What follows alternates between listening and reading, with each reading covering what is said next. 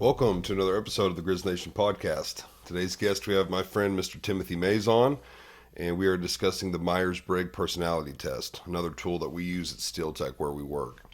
Also want to give a shout out to the sponsor, the King's Lab.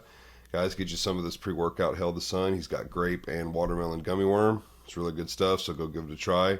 I'll put the code in the description and use code Grizz at checkout. Thank you. I was sleepy this morning. Yeah.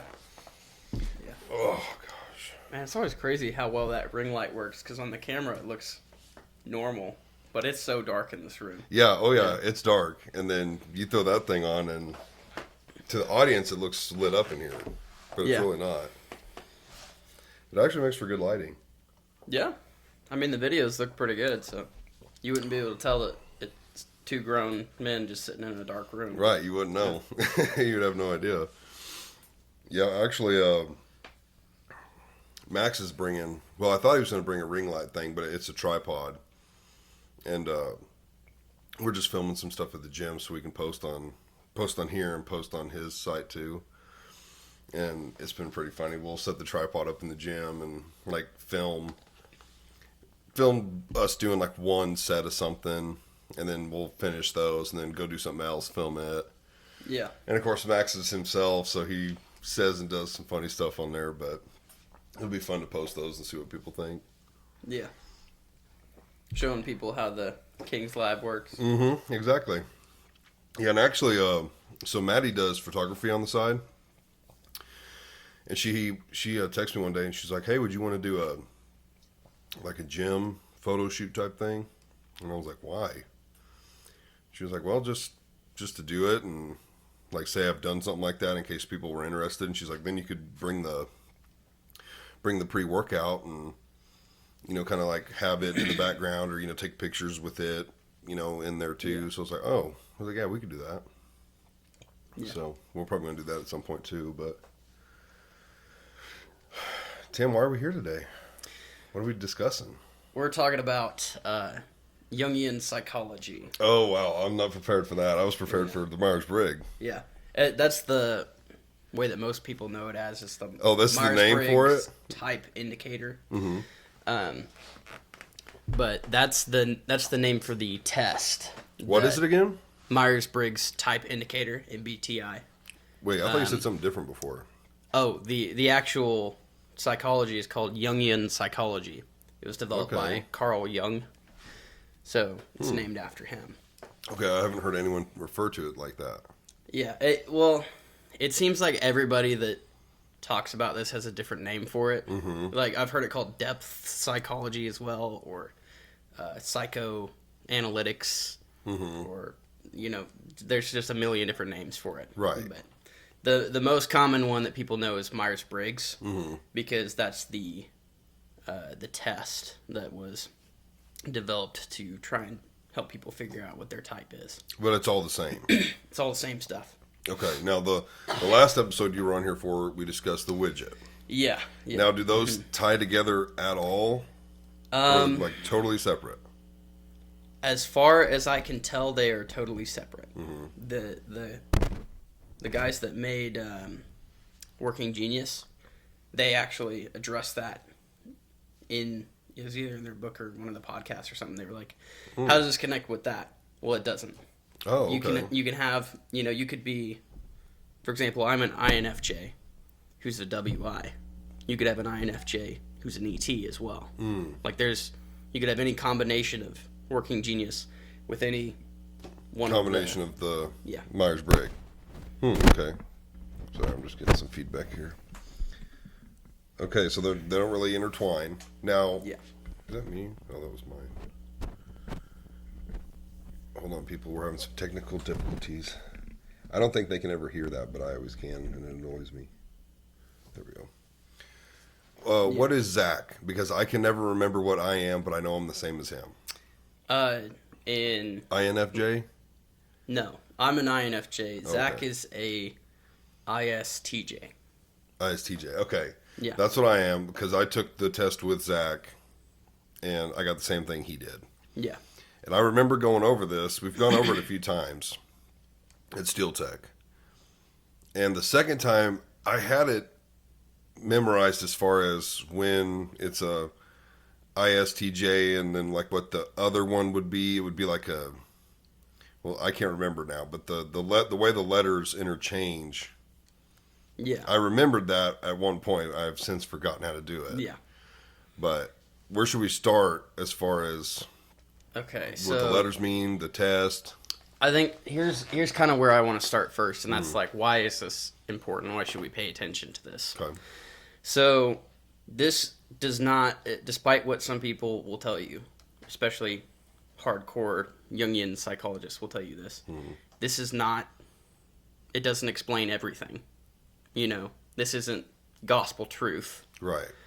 This is one perspective on human personality and on the human mind. And it's kind of a debated thing as well, because it's not necessarily scientific in the sense that like it's provable, because there's not like a physical part of your brain that shows this stuff. It's more of like what's going on in your thoughts. Right. So it's almost more philosophy than science, but it is based on observations and generations of research on this. So I think it is credible. You know, it's mostly true. Because you sit down and you take a test. I don't remember what the test was even like, but I imagine if you went in there one day and you were maybe pissed off or stressed out, versus you go in there another day and you're really happy and everything's going good, the test could be different? Or do you think it would be pretty spot on? So personally, I think the tests are good for kind of getting a ballpark, but they're kind of inaccurate. I think the more generous estimates I've heard is about 80% accurate with the results. Yeah. And the reason for that is that it tests you based off of each individual letter. So are you introverted, extroverted, thinking or feeling, sensing or intuitive, judging or perceiving, right? It tests you off of those. The problem with that is that you use all of those things. You know, everyone who is a feeler is also a thinker to an extent. Maybe not primarily, but everybody uses all of those. So it could be, your test results could change depending on like what state of mind you're in, or like how you interpret the question. Right. You know, so the 4 letters that you test into, those would be like in the widget. Those would be your geniuses. That would be, it's the way I usually think of it is it's like a barcode, right? Because it's like, this is basically gives you all the information you need to figure out the rest of it.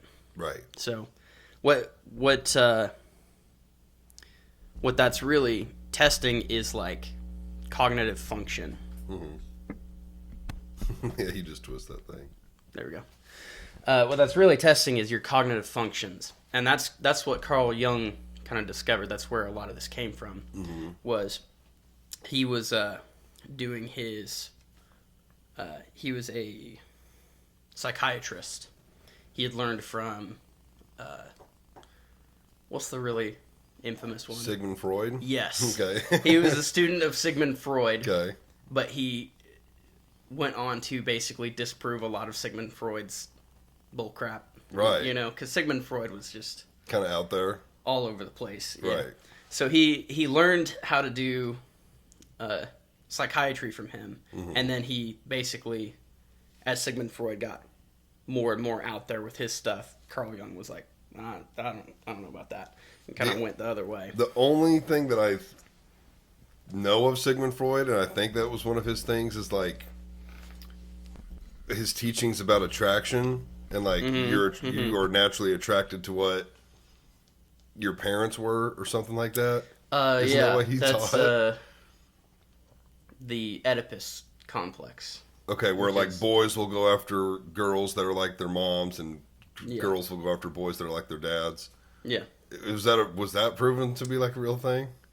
Because that's what I always Not hear in about that him. way. Oedipus complex is a real thing, but it's basically when you're attracted to your parents. So it's a mental Oh, he disorder. was saying literally to your parents, Yes. not like finding their attributes in someone else. Yeah. He was saying, though, because he's kind of crazy, he was saying that everyone has that. Oh, everyone has that. Yeah. Yeah. Freud's whole thing was, let's do cocaine and talk about sex. Right, that's what You I know, thought, that's- yeah. I thought that he was a his whole cokehead. thing, but yeah, that's one of the only things that he came up with that was, that people still use, Mm-hmm. is like that as a diagnosis for like a mental disorder. Right. One of the other ones that he is kind of infamous for is something that he called penis envy, which is Yeah. basically all women wish they were men. They're envious. I've of heard men. of this. You've That heard was that him? one? Yeah, that was him. Okay, why? Because he was obsessed with his penis. I guess I don't know. He's crazy, He's crazy. but I'll no, look I him don't up. subscribe to hardly anything that he has ever said. Right. His stuff is just out there. I've heard of those two.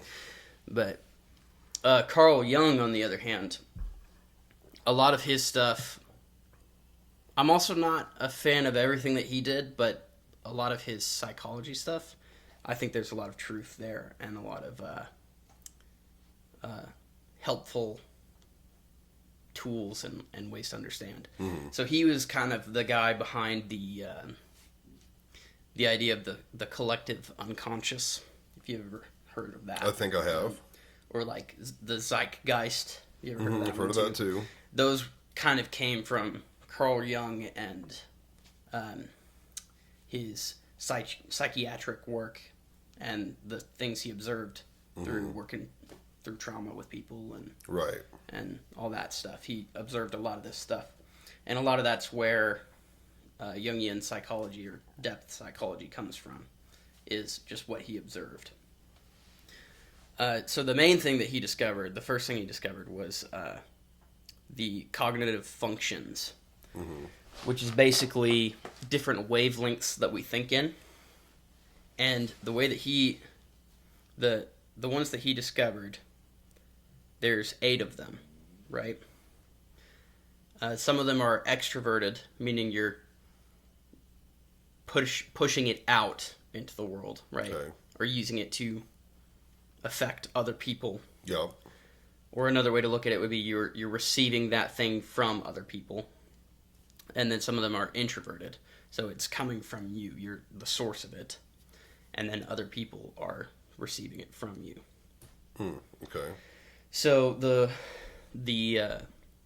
way that it works, we have basically 2 processes that we do in our brain. There's judging, which is decision making, and there's perceiving, which is bringing in information, right? And each of those has 2 ways that we do it. So in judging, you have thinking and feeling. Thinking is making decisions about true versus false. Feeling is making decisions about good versus bad, Right. right? And then in perception, you have sensing, so using your 5 senses and your experience and your memory. Or like bringing in information through the physical world. And then you have intuition, which is sort of like that 6th sense of like, not in like a spiritual way, but in like you just have like a gut feeling and there's nothing to base it off of and it turns out to be right. Yeah. You know, or metaphysics is another way of looking at it, or theory, or you could look at it as what is versus what if, right? And then each of those functions has 2 ways that they're expressed, an introverted way or an extroverted way, right? So that gives you your 8 functions. So, what was I? ISTJ? ISTJ. Okay. So what that does, how that's like a barcode, because that's what I was getting to in a sort of long-winded way. That's like a barcode. It gives you the first 2 functions, right? Yeah. And then the, from the there- IS would be the first 2, right? Sort of. So if you look at it, introverted, that means so that's the I. Mm-hmm.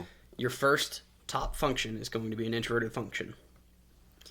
And if you look at the bottom one, judging, J, your extroverted function, your first extroverted function is going to be a judging function. So the way that you relate with other people is through your judging functions. Does that make sense? So, Kind of. I think I'm going to start remembering this. So the ISTJ, the I, the introverted, and the S would go together. It's the... If you look at the middle two, Mm-hmm. you've got sensing versus intuition, right? Wait. What's the... T is thinking. And then thinking versus feeling. So And those then are the S is what? sensing. So that's your perception functions. Okay. So which of your perception functions is on first? Sensing. Mm-hmm. So you're an S, right? Is that what that means? Is it? Yeah. Yeah. Wait, so it's introverted sensing. Or is it, do I need to leave out the I? Leave out the I for Okay, now. leave out the I. Okay. Let's just look at this. So sensing versus intuition. Right. You're sensing. So you Yeah. have the S, right? Mm-hmm. Then you have thinking versus feeling. You're thinking, right? Thinking is your first judging function. Okay, for So sure. you've got the T. Then you have judging is your last letter. Mm-hmm. So your first extroverted function is judging, right? Which means judging others? Oh, no. No, making decisions. Oh, okay, yeah. Mm-hmm. So the way that you relate to others, first and foremost, the first one you go to is going to be through your judging function of thinking, right?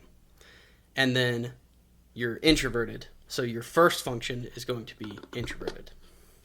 So if you look at that, that gives you your two functions where your top one is introverted sensing, right? Because your judging function is extroverted. So it's introverted sensing first, Okay. and then extroverted thinking. Now, what does introverted sensing Okay. look like? Yeah. What does that mean? Let's go through all of the we're functions. going to have to go through 'cause, them all. They're sort of complex. They measure a lot of things. Yeah, okay. Everything we do can be traced back to one of these functions. Okay. Most of the time, at least. Mm-hmm. So we'll start with the perception functions because you were asking about introverted sensing. Mm-hmm. So introverted sensing, some ways to think about it are receiving experience or receiving sensation through your five senses. It's tied to long-term memory. It's tied to general awareness of like what's going on in your body. It's very it tends to live in the past, right? It's kind of tied to self-discipline as well, and having like a routine of like I do this every day because this is what I've always done. Right. So introverted sensing is very traditional. It's very much somebody that's got high introverted sensing. They'll be like, we eat the same thing every year on Thanksgiving, right? Mm-hmm. Because that's how my grandpappy did it. You know, that's how my great-grandpappy did it. Right. This is what we do. On Thanksgiving, you have turkey and mashed potatoes, and that's what you do. Mm-hmm. Somebody that doesn't have any of that might be like, let's get pizza. Right, You know? right. Like, they don't care about the tradition or this is how we've always done it. Yeah. You know? So, but introverted sensing does. They kind of hold closely to that. They want to be comfortable, right? Mm-hmm. So they are tend to be more like set in their ways of like, this is how I've always done it. This is what I'm comfortable with. Mm-hmm. Let me keep doing that. Yep. So, and it's tied to long-term memory. So if you have high introverted sensing, you can remember all the way back. So that would be like that person that you've been married to for 35 years and they bring something up from 17 years ago and you Right. don't remember anything about it, but they remember Right. every detail. Yeah. So, yeah, that's introverted sensing. So introverted sensing, and here's kind of an interesting paradox about that one. Introverted sensors aren't afraid to try new things to an extent, unless it's similar to something that they've tried that they didn't like, in which case Right. they will not try it Right. ever. So, like, if you got on a roller coaster and didn't like it, you wouldn't be like, "Let's go skydiving." Yeah. You'd be like, "No, I don't like roller coasters. I'm not Like, gonna I like don't that." I don't like this. It's similar to this, so I'm not going to try it. Right. So, a good example of this is my father-in-law has very, very high introverted sensing. Mm-hmm. So he'll try new food once. And if he doesn't like it, he'll never have it again. Right. Right? But, and a lot of the food that he really likes is stuff that he had when he was a kid. Mm. So he likes, the super sugary spaghetti, Right. and the, meatloaf the way Mama made it, It But then he also takes likes him back to that long-term memory type stuff. But then his dad also was traveling a lot. He was like a salesman, and he would go on trips with him. So he also likes like lobster tail and these like very adult things, Right. because he had that when he was a kid. Right. And so it's like anything after the age of 12, he's very skeptical of anything that he didn't have before then. So he'll try it, and if he doesn't like it, never again. That's a quick story that kind of reminds me of that. For me, I remember as a kid, there was a cereal that I loved. It was my favorite. It was called Oreos. Mm-hmm. And I don't know why, but they quit making it. And just one day couldn't find it. And I probably went, I mean, if it was somewhere, it wasn't anywhere around here. We couldn't find it, but it was probably 15 years later. I'm at no, I think I saw it on Facebook. Someone said that they were bringing it back. And I was like, absolutely no way. That was my favorite. So I went to Walmart, and sure enough, it was there. Now they changed it. It used to have little bitty marshmallows in it. It doesn't have that anymore, but Yeah. I, of course, bought it and ate it, and I was like, this, tastes just like it used to, and it just kind of brought me back Yeah. to, being a kid and having my favorite cereal. So Yeah. that's something, I relate to. Yeah. So that's introverted sensing, right? The opposite function of that, well, sort of the opposite. The extroverted function of that is extroverted sensing. Extroverted sensing is, so if introverted sensing lives in the past, extroverted sensing lives in the present. Introverted sensing is very proactive, very self-disciplined. Extroverted sensing is very reactive. So extroverted sensors, they aren't trying to bring in experiences, they're trying to push experiences out, provide experiences or sensation for other people. They don't want to be made comfortable, they want to make other people comfortable, right? It's sort of tied to short-term memory as well, or like reaction times. It's very heavily tied to manipulating the physical world. So somebody with high introverted sensing could pick up a tool they've never seen before and figure out how to use it in 2 seconds. I think of Charlie when I think of this. Right. He can jump on any machine and figure out how to run it perfectly and like that. Right. And that's because extroverted sensing is his top function. So he just has this mechanical awareness of how physical things interact and how the world works together. Right. And how to manipulate things to get them to work the way that he's trying to get them to work. So extroverted sensors tend to really like to work with their hands. They tend to be craftsmen or like artists or musicians or entertainers. Almost every comedian that you'll see is an extroverted sensor. So they're wanting people to feel good. They're wanting to give people an experience. They want to provide an experience for the people around them. Right.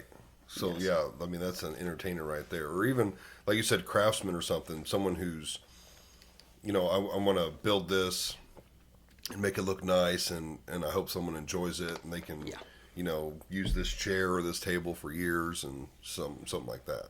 Yeah. And so somebody without extroverted sensing, you would maybe just say like they're not aware of their surroundings, or they're very clumsy. Right. They tend to not notice and then run into something. That kind of thing. So it's, or they've got slow reaction time. So extroverted sensing is kind of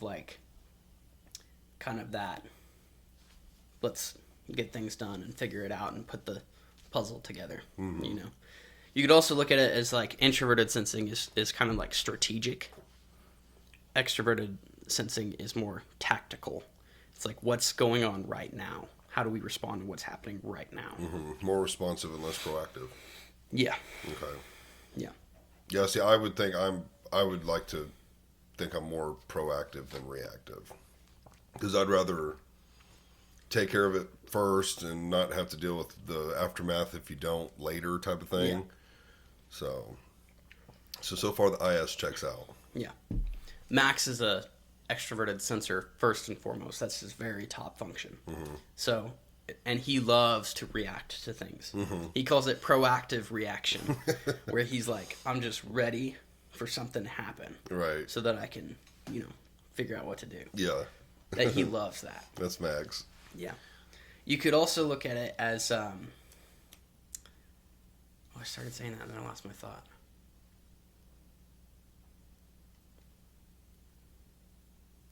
Whatever. I'll come back to it if I remember. That's going to drive me crazy now. You're talking about Max, ISES. Yeah. He likes to proactively react. Oh, I remembered it. There yeah. it is. Okay. So, introverted sensors happen to their day, right? They wake up and they've got a plan for everything they're doing, right? They know what they want to do, when they want to be there, when they want to leave, that kind of thing. They don't like when the plan changes. They've got the plan and they want to stick to the plan. Right. Extroverted sensors don't like having a plan. They It's like want going to with the flow. Their day happens to them, right? And they respond to it as it comes. Right. They want to take the punches as they come, and they don't want to set things too far in stone, because then they have no room to react or to change things. Wow, that if drove they me need to. crazy. Yeah. No, I'm way more structured. Like, of course we all have alarms and when we want to be up, but I'm talking from the minute one. Yeah. Got to get up at the alarm, got to take my vitamins, got to be leaving the house at this time, got to be at work by this time, so I have 10-15 minutes to chill. Yeah. I'm very structured like that. Like, if we were to be like, hey, we need to work 3 extra hours today, I'd be like, no. I was already planning on being out of here at 4:30. I got plans. I got stuff to do. Yeah. So that's like if we ever have like a short notice Friday. Yeah. I almost always have something planned. And normally it's something I could cancel, but it's like, I plan things out, I already know what my Friday is going to look like because I planned it a week or two ago. Yeah. So it's still checking out. Yeah. Checks out for me. All right, let's talk about the intuitive functions now. This is the other side of perceiving. Okay. So, Which letter would this be? The second? N. This Okay. would be N. So, you wouldn't have this in your 4-letter code. Right, because I'm a IS. Yes. Okay. Sensing over Sensing over intuition. intuition. Okay. So, I have intuition Okay. as mine. That's why I'm an IN. Okay. So, the two forms of intuition, there's introverted intuition and extroverted intuition. Introverted intuition is like, this is the hardest one to explain, is these two, because they're okay. kind of like amorphous. We don't really understand what they are or where they come from, Okay. but we can kind of see their effects and like how they work. So, introverted intuition is kind of like precognition. It's pushing yourself all the way forward in the future as far as you can go to see the outcome of it, right? So introverted intuition especially is like a sniper rifle. You're going all the way down the line and seeing, if I make this choice, where does this lead me? Okay. It leads me here, here, here, here, and I can look 30 years down the line and be like, that's where that will lead me. Yeah. As opposed to extroverted intuition is like a shotgun, looking at all the possibilities. You're not going all the way down. You're looking at A wide spread. a wide spread. Here's all the things that could go wrong. Here's all the ways this person could respond. Right. Kind of thing. So introverted intuition is sort of like willpower. it's this idea of like, I can endure anything for a short time, you know, whereas introverted sensing is like, I've got the self-discipline, I can endure for a long time, but if you give me just like an overwhelming amount of, you know, pain or whatever, I can't endure that.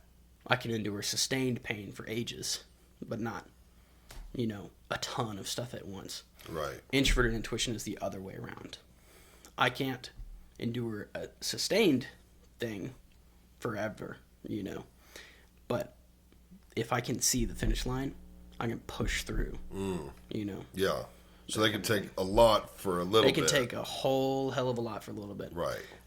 So And now this is intuition. This isn't in this my is thing. intuition, Okay. yes. What's mine? I keep forgetting. Sensing. Okay. So we're in intuition. Yeah. So introverted intuition, here's the picture I always use, because if you look at the scriptures, you can kind of see that Jesus, the way that he talks and teaches and the actions he does, falls into the pattern of the INFJ, the mental pattern of that. And the very top function of the INFJ is introverted intuition. And so if you think of Jesus on the cross, for the joy that was set before him, he endured the shame and the suffering of the cross. Right. That's his introverted intuition. He is exerting his will upon himself to push through the most painful death imaginable. Right. Right. That is the ideal, most powerful version of introverted intuition that humanity has ever seen. Right. Is he's pushing through the ultimate suffering. Right. The ultimate Because sacrifice. he knows he has to do that to get to the redemption of all mankind. Right. So that's one way of looking at it, is willpower. Okay. That's the introverted part. Yeah. Okay. Another way of looking at it is what do you want? What are your desires? So people with high introverted intuition, they know what they want. So they know their desires. They know who they want to be, where they want to go, what they want to do. Right. Extroverted intuition is the other way around. They know what other people want. They can judge the desires and intentions and motives of the people around them very well. They can pick up on them like that. Kind of reading the room. Yeah. Okay. Or being able to tell, you know, just picking up on subtle things that they can't really put a finger on. Like, this person's trying to swindle me, you know, or that kind of thing. So they know what other people want. Yeah. They are more concerned with that. And they also can sort of do this precognition thing, but it's more like contingency planning. You know, they can look at all the possible outcomes in a negative way to avoid the ones that they don't want. Whereas introverted intuition is looking at it in a positive way of finding the one true path that they want to follow. Extroverted intuition is like process of elimination. They're looking, okay, this one, no.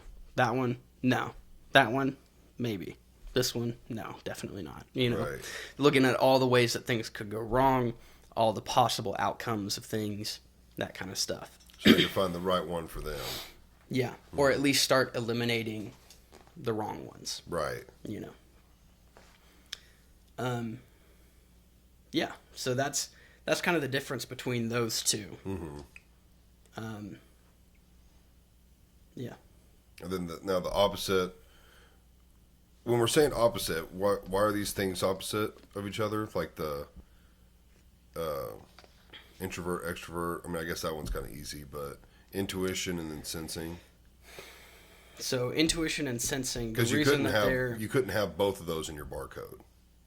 Not in your barcode. You would have one of each function in your first four functions. I'll explain that real quick too. Okay. So the way that these work, all of these functions are on what is called a cognitive axis. So they're tied together with another function. And it's the exact opposite function in their realm. Yeah. Right? So the judging functions they'll have their access with the opposite ones. The perceiving, they'll have their access with the opposite ones as well. So introverted intuition is tied to extroverted sensing. Right. Okay. Right. Because it's the opposite. Yeah. I know what I want to do. I know who I want to be. I'm going to create that future. Right? You can kind of see how it works in our language. Yeah. When we talk, I'm going this way because that's where I want to go. Or I'm doing this to figure out what I want to do. You know? Right. And then you can look at the other axis is introverted sensing is tied to extroverted intuition. So it's very much like I know what I like to happen and what I don't like to happen, so I'm going to avoid things that will make those happen, right? Yeah. Or I want to be comfortable. Here's all the ways that could not happen. Here's all the Right. things that will make me uncomfortable. Or I want to give this person what they want, and I know how to do it because I've done it before. Yeah. That kind of thing. Okay. You know, they're tied together, Yeah. which is how you can, why you only need the top two functions to figure out the rest of them. Right. Because you can figure out where they're tied. Right. Yeah. You can in get your all the system. opposites Yeah. from that. Okay. Yeah. So we did. So now we're on introverted and extroverted sensing. Right. We We just did finished. intuition. We already did sensing. That was the Did first we? one we did. Yeah. That was like the long-term memory and the short-term memory. Oh yeah. IS. Yeah. Wait. What's the opposite of intuition? It was sensing. It was sensing. Okay. I was thinking introverted or something still. Yeah. Okay. So then what's after that? The It'd be the judging functions. was would it the be T nice. and the J? The T and the F. T. Okay. Thinking and feeling. Yeah. Okay. So the judging functions are basically for making decisions. Mm-hmm. So if you look at thinking has to do with true and false. That's what that means. It's not necessarily like being smarter than people, Right. because you can be smart in other ways. It's true and false judgments. Mm-hmm. So introverted thinking is usually called logical thinking, right? If this is true, then this must be true, and that must be false, and this must be true, right? Following that linear process of thought. Yeah. It's like if you had a table and there was 100 thoughts, and you were going true, false, true, true, you know, sorting through them one at a time. Yeah. Extroverted thinking is usually called rational thinking, and it's or sometimes it's called group think. But it's like if you've got 10 tables with 10 thoughts at them, and they're all going at the same time, right? So introverted thinking is very much, it has to fit within the logical framework that you're thinking. So if your framework is wrong, then it'll lead to logical errors and wrong true false judgments. Right. But usually it's very good at keeping itself in check, because it follows that process of, well, I know these things are true, and if these things are true, then that can't be true, right? So it's a very linear process. It takes a while. You're going one thing at a time, Yeah. trying to figure it out. Now, am I real quick? So, because I feel like I'm leaning towards that one big time. IS and then T. Is my TI or is my TE? Your TE. That's what I thought. Now, you said that introverted thinking was the one who's thinking more true, false, yes or no. So both of them are judging that, but they judge it in different ways. Which one? Because that's what I was trying to think of while you were saying it, is which one I was. So introverted thinking is your logical thinking. It's, I have this pool of things that I know are true. Okay, and that's what I am. Determine. I'm not. See, I relate more to that. You do have that one, but it's lower down in your functions. Interesting. You're primarily an extroverted thinker. Extroverted thinkers, what they do is they want to, they are primarily concerned, not necessarily with absolute truth, but with perceived truth. So they would be the kind of people who would like, so somebody's telling me this is true, let me check this against my sources. You know, I trust this person and this person. They're very smart, and they disagree with this person. Majority rules. These two, I'm going to go with what they say. Okay, I mean, I agree with that. Yeah. So extroverted thinkers get most of their true-false judgments from other people. They'll surround themselves with people that they think are smart, or listen to podcasts of people they think are smart, or read books by people they think are smart, and that's how they'll build their beliefs about the world. I get that. Now, but the introverted, are they not using? They don't care. They don't care what the source is as long as it's true or false. So, But they're at least doing, like, they know it's true or false. They're not just like, this is how I feel. Yes, they believe think of like, this is such a overused term, but like a free thinker. Mm-hmm. Somebody whose thoughts aren't necessarily determined by what other people say. Right. It's just, they think for themselves, that kind of thing. So, I relate to both of these. Well, you have both of them. Right. But extroverted thinking would be your primary. So it would be you're gathering information from trusted sources and then checking it against your logical pool. Is the way they work in your mind. I would agree with that more then, because even with like work, I do that, especially at my last job. I would take information from different trades and, compare them against the same trade, but like, hey, this guy said this, you're saying this. Yeah. And gather information and then make a judgment. So yeah, that's extroverted thinking. Oh, okay. You're gathering information from a pool of trusted sources. Okay. And then the majority rules as to what your decision is. Okay, that does make sense for me. 9 out of 10 doctors recommend this, and they're doctors that I trust, so I'm going to follow that. As opposed to an introverted thinker. They don't care if Gandhi said it. They don't care if Hitler said it. They only care if it's true or if it's false. You know what I'm saying? They don't care who the source is. They care about the content of the information.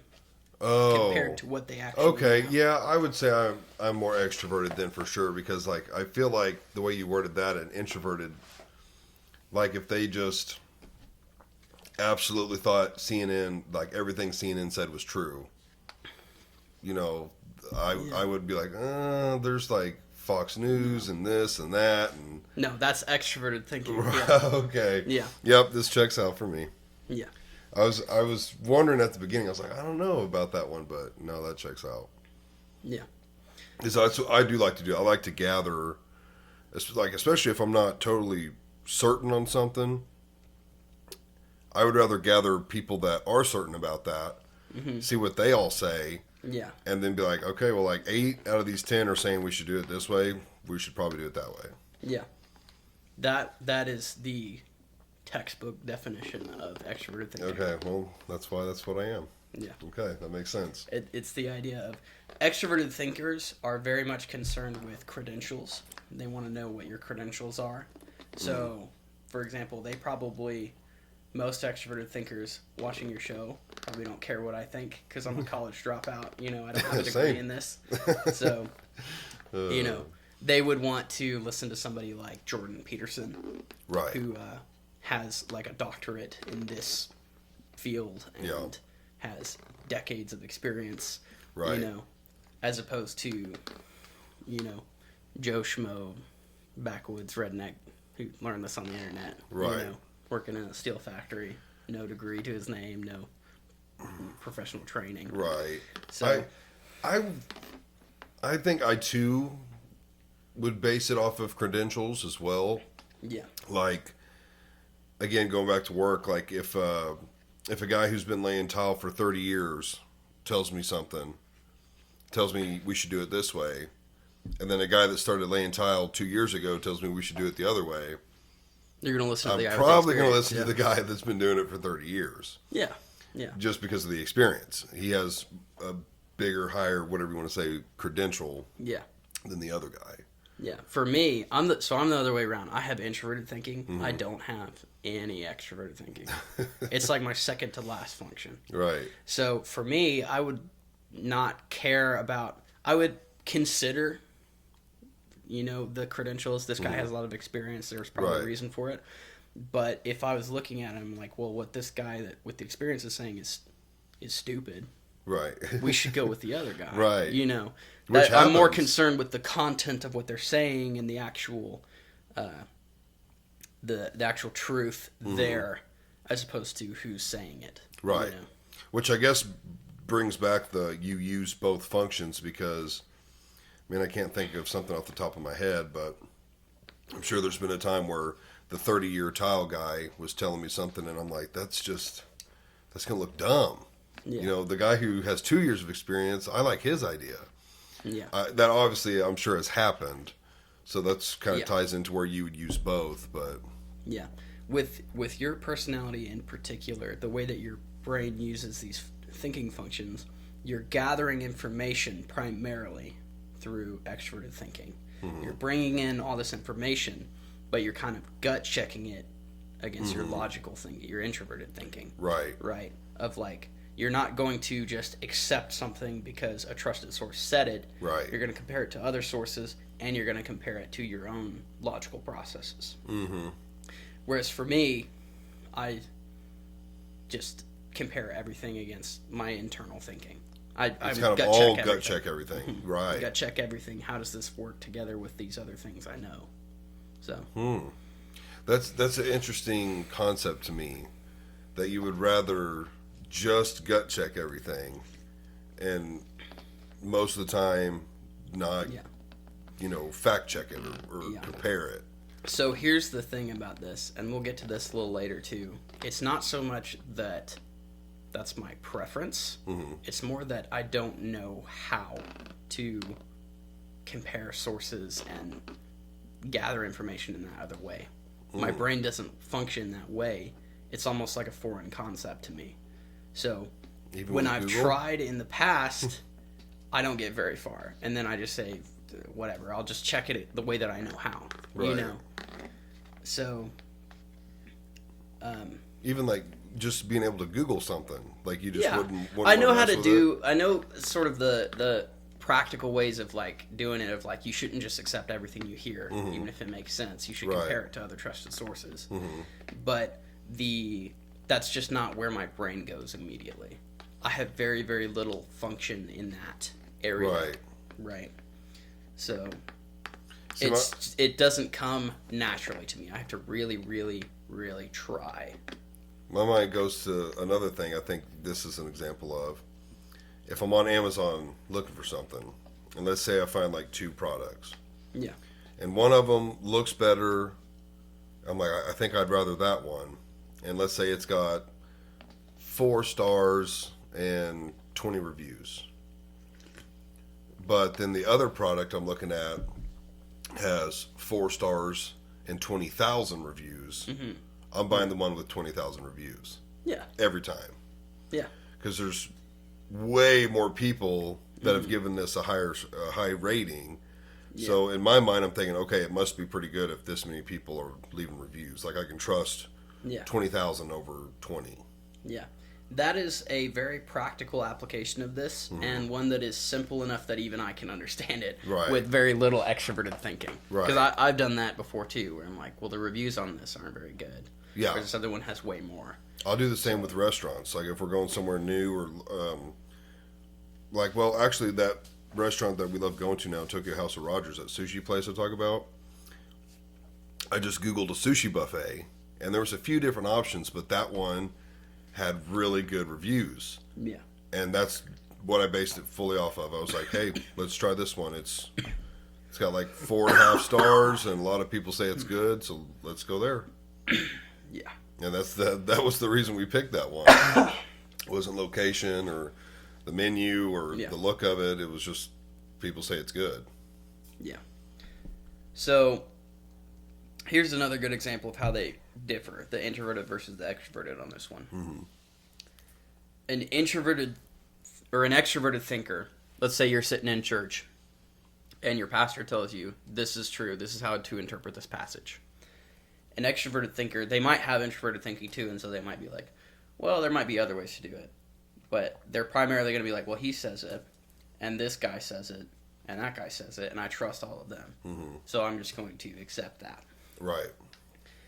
for me, my church has 2 pastors and 4 deacons, and almost every single one of them is like pseudo Calvinist, right? They I don't believe know what that means. they believe in the, what is it called? Predestination, and the idea that nobody does anything of their own free will. It's all determined beforehand. Okay. If I was an extroverted thinker, I would hear that and be like, well, I trust all these guys. I guess that's true. Mm-hmm. I don't have any extroverted thinking. I hear that and I immediately question it. Right. I'm like, well, that doesn't sound right. That doesn't fit in my framework Mm-hmm. of experience and truth that I've already built. Right. So it either isn't that, or there's something else to it. That puzzle piece doesn't quite fit. Mm-hmm. So See, you bringing that up, that's actually a topic that I think I would use more internal thinking, because it's not a topic I've discussed with a lot of people. Maybe I think I've discussed it with Max, maybe Zach, my dad. Normally different answers. yeah, I've read parts of the Bible. I've never sat down and read from start to end. But I've been to church my whole life, so I have a pool to pull from. But that's a topic that it's more of just a gut feeling to me, and a little bit of what I know about like free will and stuff. That logic just doesn't make sense to me. yeah, It's like I wouldn't have a pool to pull from on something like that. That's where I would use my own judgment. you'd work through it yourself. Yeah, Because what curious, what do you believe on that? I'm what is called a compatibilist. So I believe that it is all predetermined, but it is also all free will. Okay, I would think that's what Max is. I think Because so Max- from what he's Max used the fork in the road analogy with me. That like basically God knows you're going to end up here, but He's going to give you multiple forks in the road to choose. But in the end, He knows it's going to lead you here. yeah. And so you had the free will to go right or left, but in the end, like He knew you were going to go left, then right, then right, then left, and you were going to end up here anyways. Yeah, the way that I always phrase it, and so that's a more concrete way of phrasing it, so that's probably more helpful to censors, because they can like picture it. Right. For me, the way I always phrase it is, this is my destiny, and I choose this destiny. It was predetermined before time that I Right. would do everything I'm going to do, but it is no less my choice to do it. See, I don't follow that logic at all. Yeah. So here's another example that I've heard, and this has to do with like salvation. I think this came from Calvary Chapel back in the 80s when they were first kind of getting going, and their main guy, Chuck Smith, I think this was him that said that, but he said it's like you're walking down a hallway. Everyone's walking down this hallway, and there's a door, and on the door it says, "All who will may enter." And when you go in the door, and on the wall inside the door it says, "Chosen before the foundations of the earth." So you chose to walk through that door, but God knew you were going there anyway. And He chose you to do it, but you still did it. Does that make sense? No, not to No, me. 'Cause no. if He knew you were going to do it, did you have free will to do it? I guess here's kind of where my mind goes. Does it matter? Yes. Does it change it at all? Yes, it does to How me. so? The big picture. It doesn't change the fact that you did or didn't do something. It's the big picture. Yeah. Why do it at all? You know, if you knew, like, if you knew Tim was going to go to heaven and Sam was going to go to hell, why did you ever create us? You know, why go through the game if you knew what the outcome was going to be, especially in the whole religious thing and humanity? It's pretty bad. Like, more people will be in hell than heaven. Yeah. So, like, if I knew I always use this analogy, but I love this discussion. I want to go on a religious like Zach's podcast and discuss this stuff. But like, if I knew that I was going to have 10 kids and 9 of them were going to be disabled, but 1 was going to be healthy, I would get a vasectomy before I had any children. You know, I wouldn't have the one to enjoy it and have the other 9 suffer. You know? So that to me is where the whole, if free will is totally free will, which means I could do or not do it. But if it's been predetermined I was going to do it, did I actually have free will to not do it? Yeah. That's where my mind goes. It's a very interesting topic. I love discussing this with people. But there's a really good short story. It's a sci-fi one. It has nothing to do with religion, but it talks about this topic. It's called The Story of Your Life. Have you seen the movie Arrival? I don't think so. Okay. Well, that movie's based off of it, but the idea of it is that they're translating this alien language, and these aliens perceive time differently from us. They perceive it kind of like the whole process, start to finish, as opposed to us seeing it linearly.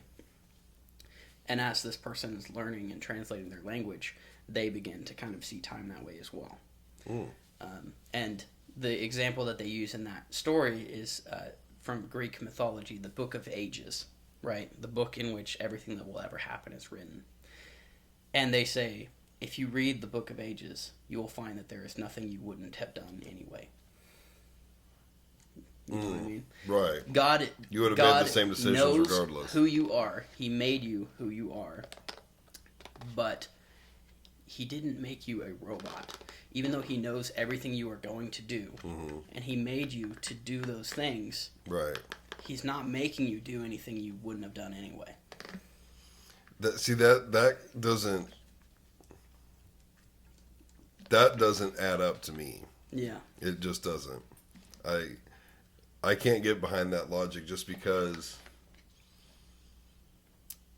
if he, well, I think that's what bugs me. If he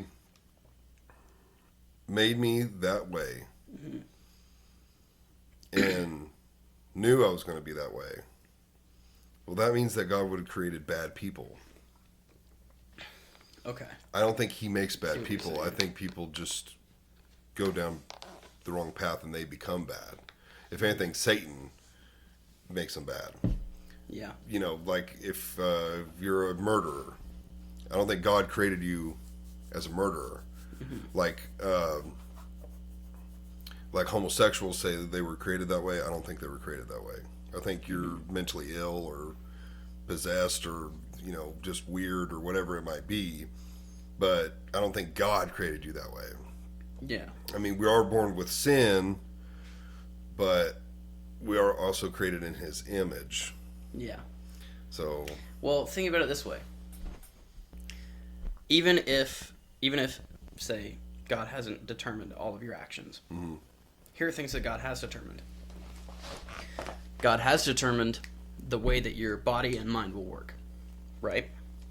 You don't really have a whole lot of control over that. You can affect it with things like eating right or what you learn or stuff like that. But you don't have a whole lot of control about it. Right. You can't control your genetics. Right. God has also determined when and where you will be born and to which parents. God has also determined who you will be around because he's determined when and where they will be born too. And he's determined what things will be available to you throughout your life in the sense of, like, if I was born 100 years ago, a lot of stuff I know, I wouldn't know, right? Right. So he's determined all of these other factors which will influence your choices, your thoughts, who you are. So, in a very real way, whether or not you believe that you have free will, you have been placed in your situation, created the way that you are, And God is smart enough that he can see what path you're going to take without forcing you to do it. I don't follow that either. Because the whole you being there at that specific time. Yeah. I mean, without being too vulgar, that's just because, you know, your dad let one loose in your mom. Mm-hmm. You know, they could have not done that. They could have, you know, used protection. They could have, you know, not ever met. Mm-hmm.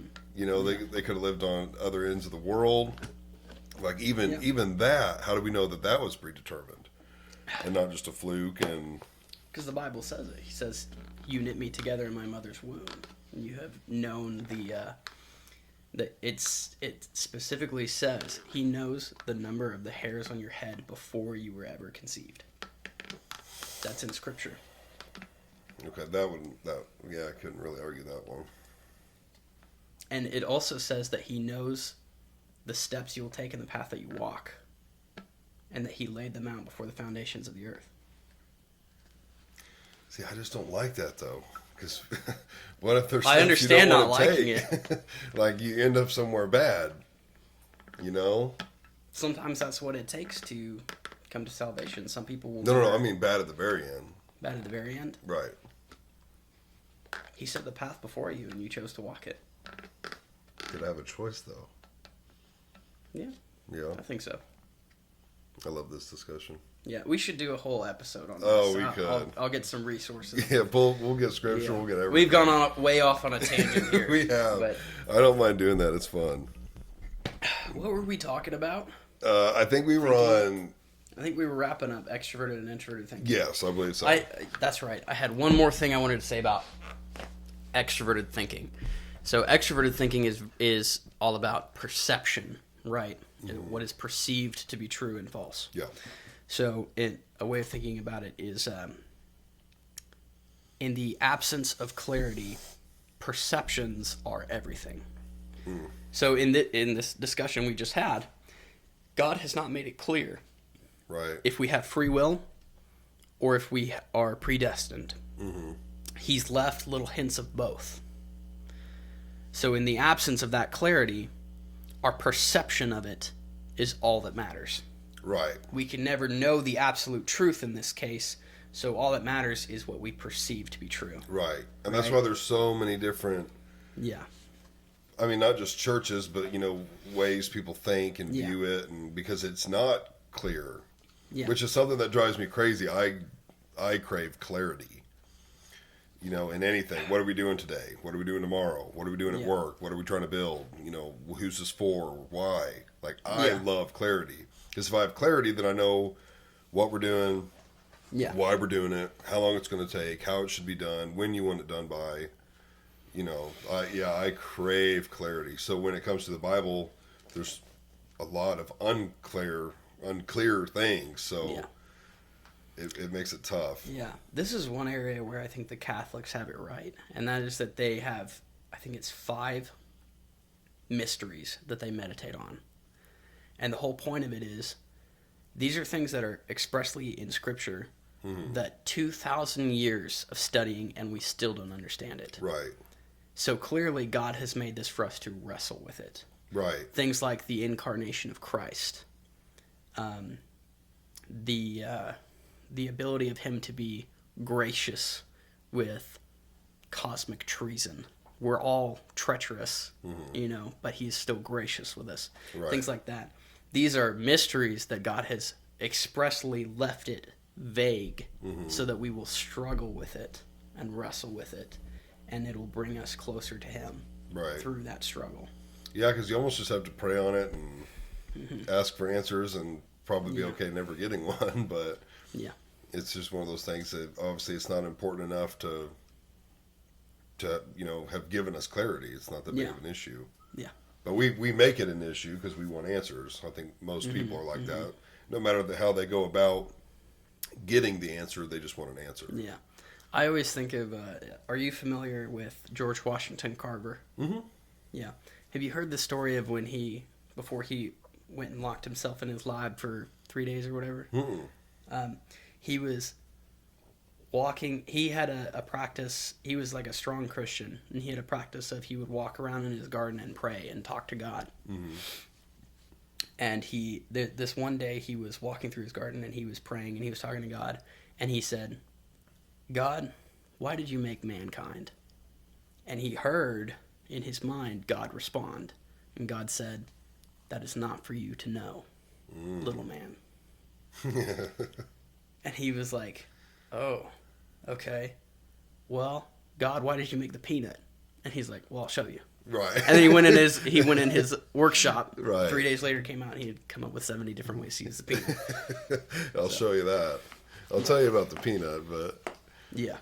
yeah, That's something I can tell you, but you don't get to know why man was created. right. Yeah, and that's to me almost the best answer you could just give. Yeah. It's not for us to know. Yeah. And maybe it's just to me the only answers I can come up with make me angry or frustrated or concerned Yeah. or just question it. So maybe that's just not the answer. That's not the real answer. Maybe the real answer is more. It would make more sense. Yeah. But you think we'll ever get those answers? I don't know. I always hear people talk about when I get to heaven, I'm going to ask God these questions. Me too. Or we're going to I'm know that everything. guy. I could honestly see it being when we get to heaven, we no longer have that desire to know. I've heard that too. Mm-hmm.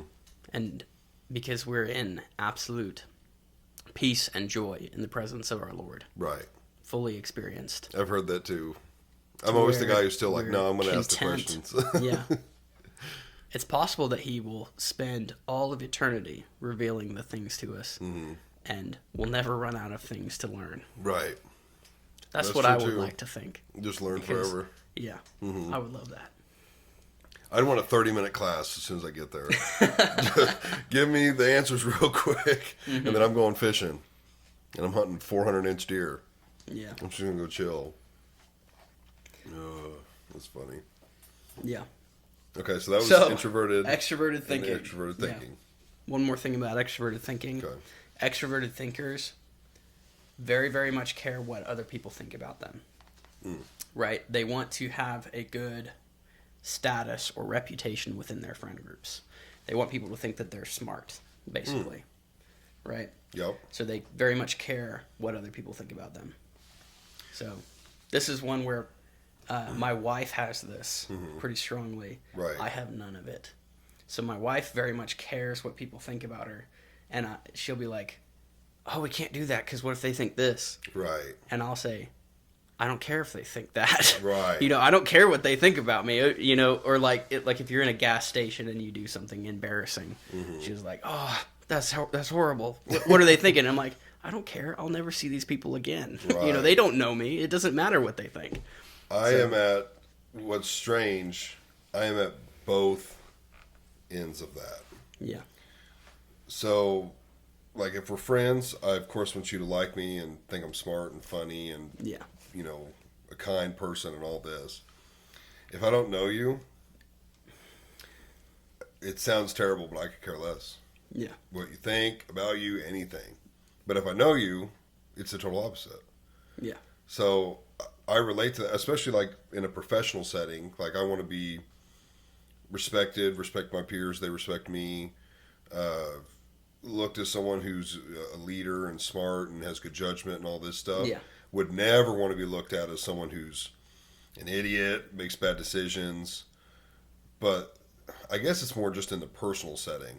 Yeah. You know, like if we're out and about and some guy calls me a dipshit or something, I'm like, I don't care what that guy thinks. Yeah. You know, that doesn't matter. Yeah.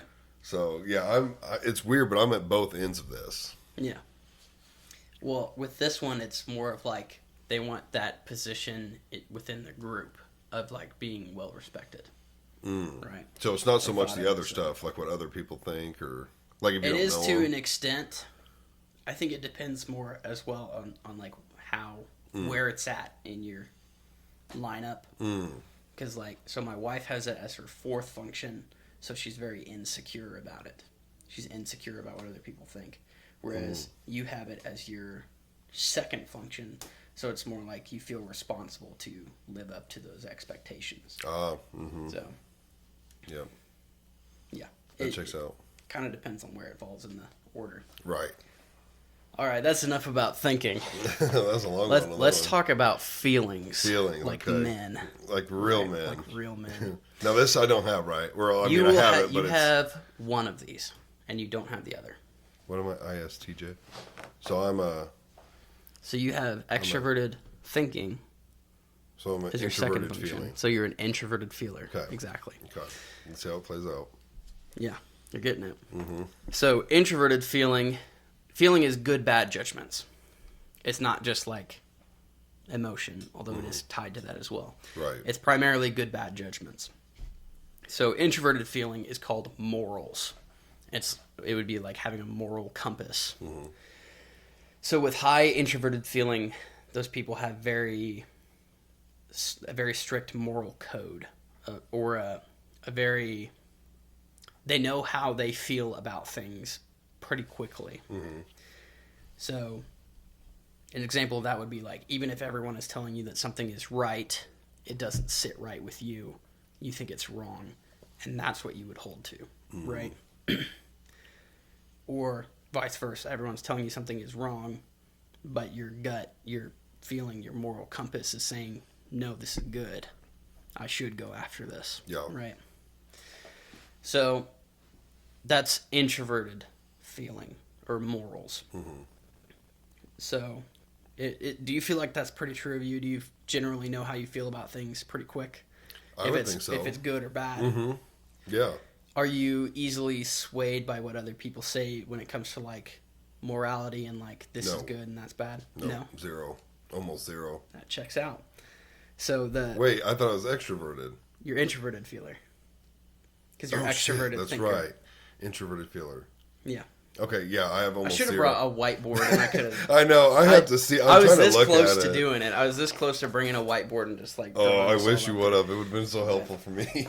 Yeah. Okay, no, that checks out. Yeah, as far as the whole time you're saying this, I'm like, man, this sounds like me, but that's not my my letters. Yeah. Okay, no, that's you're me. an introverted feeler. Okay. So extroverted feeling is called ethics, right? And it's you pick up on good and bad through people around you. So No. you don't have that at all. No. That's my second It's function. really Yes. so you pick up on other people's what they Yes. think's good and bad. See, no, I fully judge it off me. Yeah, what I I have think. both, but I primarily use extroverted feeling. So a lot of my understanding of like good and bad comes from my parents, the way that they taught me, Right. or from my pastors, the way that they've taught me, or a big one for me is C.S. Lewis. I've read a lot of C.S. Lewis, and I pick up a lot of stuff from him. There's a podcast that I listen to where it's called Pints with Aquinas, and it's this Catholic guy, and I don't agree with a lot of his doctrine. I don't agree with a lot of his true false judgments, but his good bad judgments, I feed off of that all day. Right. You know, I pick up on that. I'm like, and I compare it against my introverted feeling, and so I can kind of tell what he's saying is good. You know, this is good stuff, and that's bad stuff, and I agree. Yeah. So I pick up a lot of that from there. I have to learn it from other people. It also works with the emotion side thing too, where introverted feelers, they tend to just feel how they feel, right, about things, regardless of what other people are saying or whatever. Okay. Extroverted feelers pick up on those emotions and kind of take them on themselves. So if there's a room full of extroverted feelers and one introverted feeler walks in and they're having a bad day, everyone's having a bad day. Or if they walk in and they're feeling great, Right. it's a party in there, you know, Right. because all of those extroverted feelers are feeding off of that emotion, and it's building up in them as well. Does that make sense? It does. Similar It to does. how extroverted thinkers are feeding off of other people's true false judgments, or other people's thinking, right? Extroverted feelers are feeding off of other people's feelings. So, a good example of this is if I'm having a bad day, what I try and do is make my wife happy, because then I'm happy, you know, right. because I'm feeding off of that emotion. Right. So that's extroverted feeling. And I was introverted. You're introverted. Yeah, introverted. Yeah, that checked out to me too, because there's. You said it's based off like what I'm feeling, and then there's also what others are feeling. Yeah. Yeah. Again, of course, we use both because, like you said, like if someone's feeling bad, of course you would want to make them feel good. You wouldn't just be like, I'm only thinking about myself. But to me, it almost closely relates to the. What was the one with morals? Introverted feeling. It's morals. Oh no, not morals. Was it thinking? Maybe it was the thinking as Experience, is that what you're thinking? The sensing well? No, function? just like maybe it was thinking. Like if I think a certain way about something, well, I'm going to feel that way too. Yes, the cognitive access Yes, is what you're thinking of. okay. They're tied together. Yeah, because the whole time I'm thinking, well, if I'm going to think something, I typically feel that way as well. We have an emotional response to truth. Mm-hmm. So if you think something's truth, you're going to feel it's truth. Yes. Mm-hmm. So the access of extroverted feeling to introverted thinking would come out like this. Well, this is true, so you should do that. Mm. This is true, so I should help you with that. I should help you feel good about that. Whereas the other way around it is introverted feeling and extroverted thinking are tied together. Mm-hmm. I feel this. I feel bad because of you, so it must be true that you are a bad person. Right. Right? Or you make me smarter, and I feel good about that, Or this is what you believe, and that makes me feel this way. You believe in, free will, and that makes me feel bad. So, that kind of thing. Right. That's how that would work in our language. Where my mind goes is like, well, I would feel like I'm like definitely the introverted feeling. If I feel or think a certain way about something, and like I am staunch on that, I'm not going to budge from it. I don't care what you feel about it. Like, what would be a topic? Like, let's just say Republican, Democrat, super Republican. Mm-hmm. And so, if someone wants a Democrat and they're wanting to talk to me about it and convert me, it's like, dude, I don't care how you feel about that. I'm never going to feel that way about it. Yeah. But I wouldn't be an asshole about it. It would just be like, you don't need to waste your breath with me.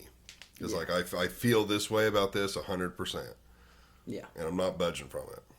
And the reason you feel that way is because of what you believe to be true.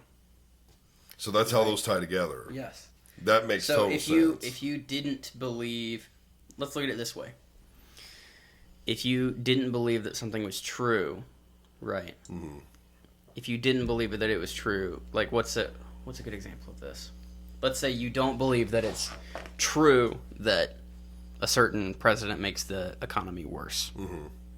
You wouldn't feel particularly strongly about that either, right? Right.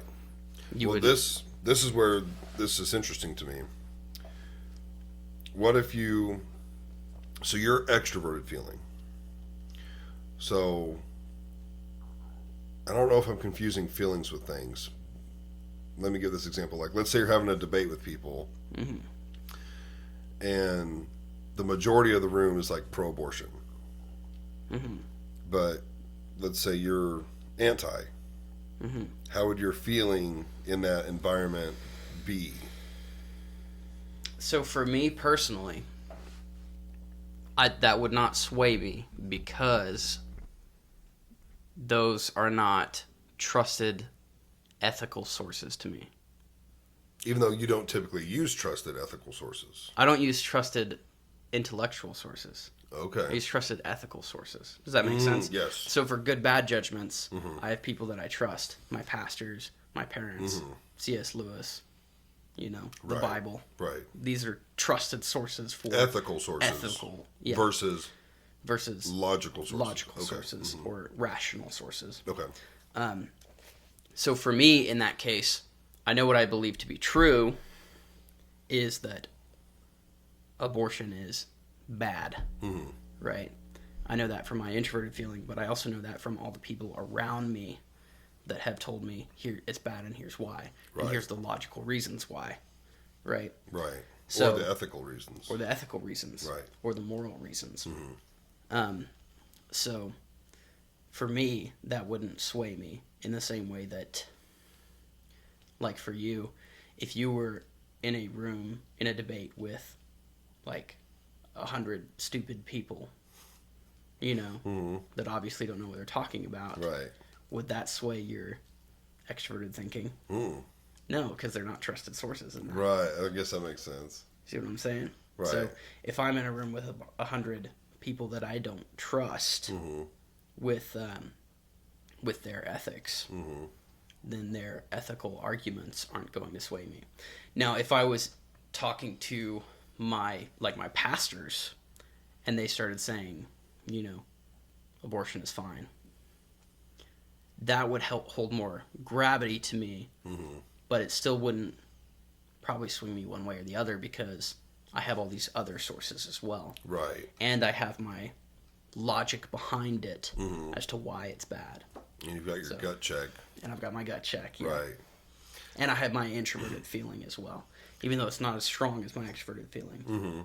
I wonder if that's sometimes why, like, we'll be, like, in a group of people and I'll be funny about it, but I'm being serious, and I'll just, like, say things that are almost uncomfortable, like, politically wise. Like, the other day we were leaving lunch, and someone was talking about, you know, voting and going to vote, and I instantly was like, I'm voting for Trump, baby. Trump. Like, I was getting all riled up. Because to me, I was like, I don't care what other people feel about that, you know, whether they like him or don't. You know, I like him. That's how I feel. So I was just doing it to be funny. But in the back of my mind, I was like, I wonder how other people feel about that. Yeah. But at the same time, it doesn't matter. Like, it's not good or bad to me, but... Yeah. And let's see. I'm introverted feeling. That was said, yeah. That checks out too. So let's look at, that's all 8 of the cognitive functions now. Let's look at how they relate together in your mind. We'll use your personality type as an example. Okay. So we know your first 2, right? Introverted sensing, extroverted thinking. So those are tied in access to the rest of them. So you can follow this pattern down. So your first one is connected to your 4th. Right. And your second one is connected to your 3rd. Right? Does that make sense? Oh, no. I thought it was 2nd and 4th and 1st and 3rd. No. The reason okay. that you can follow this pattern is because each one switches from optimistic to pessimistic. So your first function is very optimistic. Your second one is pessimistic. 3rd is optimistic. 4th is pessimistic. All the way down, right? So your optimistic functions will always be tied to a pessimistic function. Okay. So your first function is tied to your 4th because that's the next pessimistic function, right?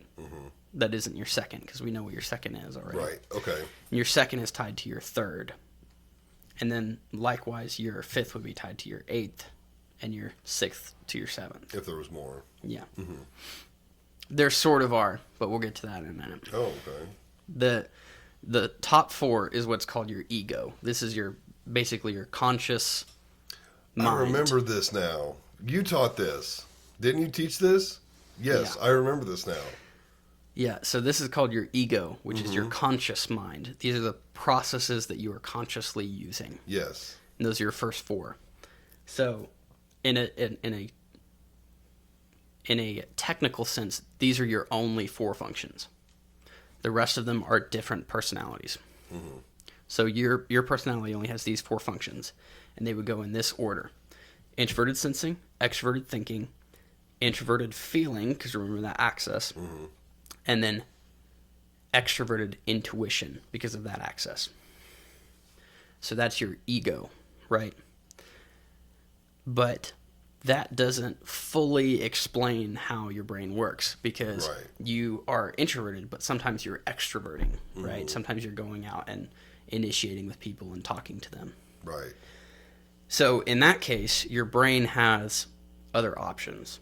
You have other personality types in your mind. I remember. Right?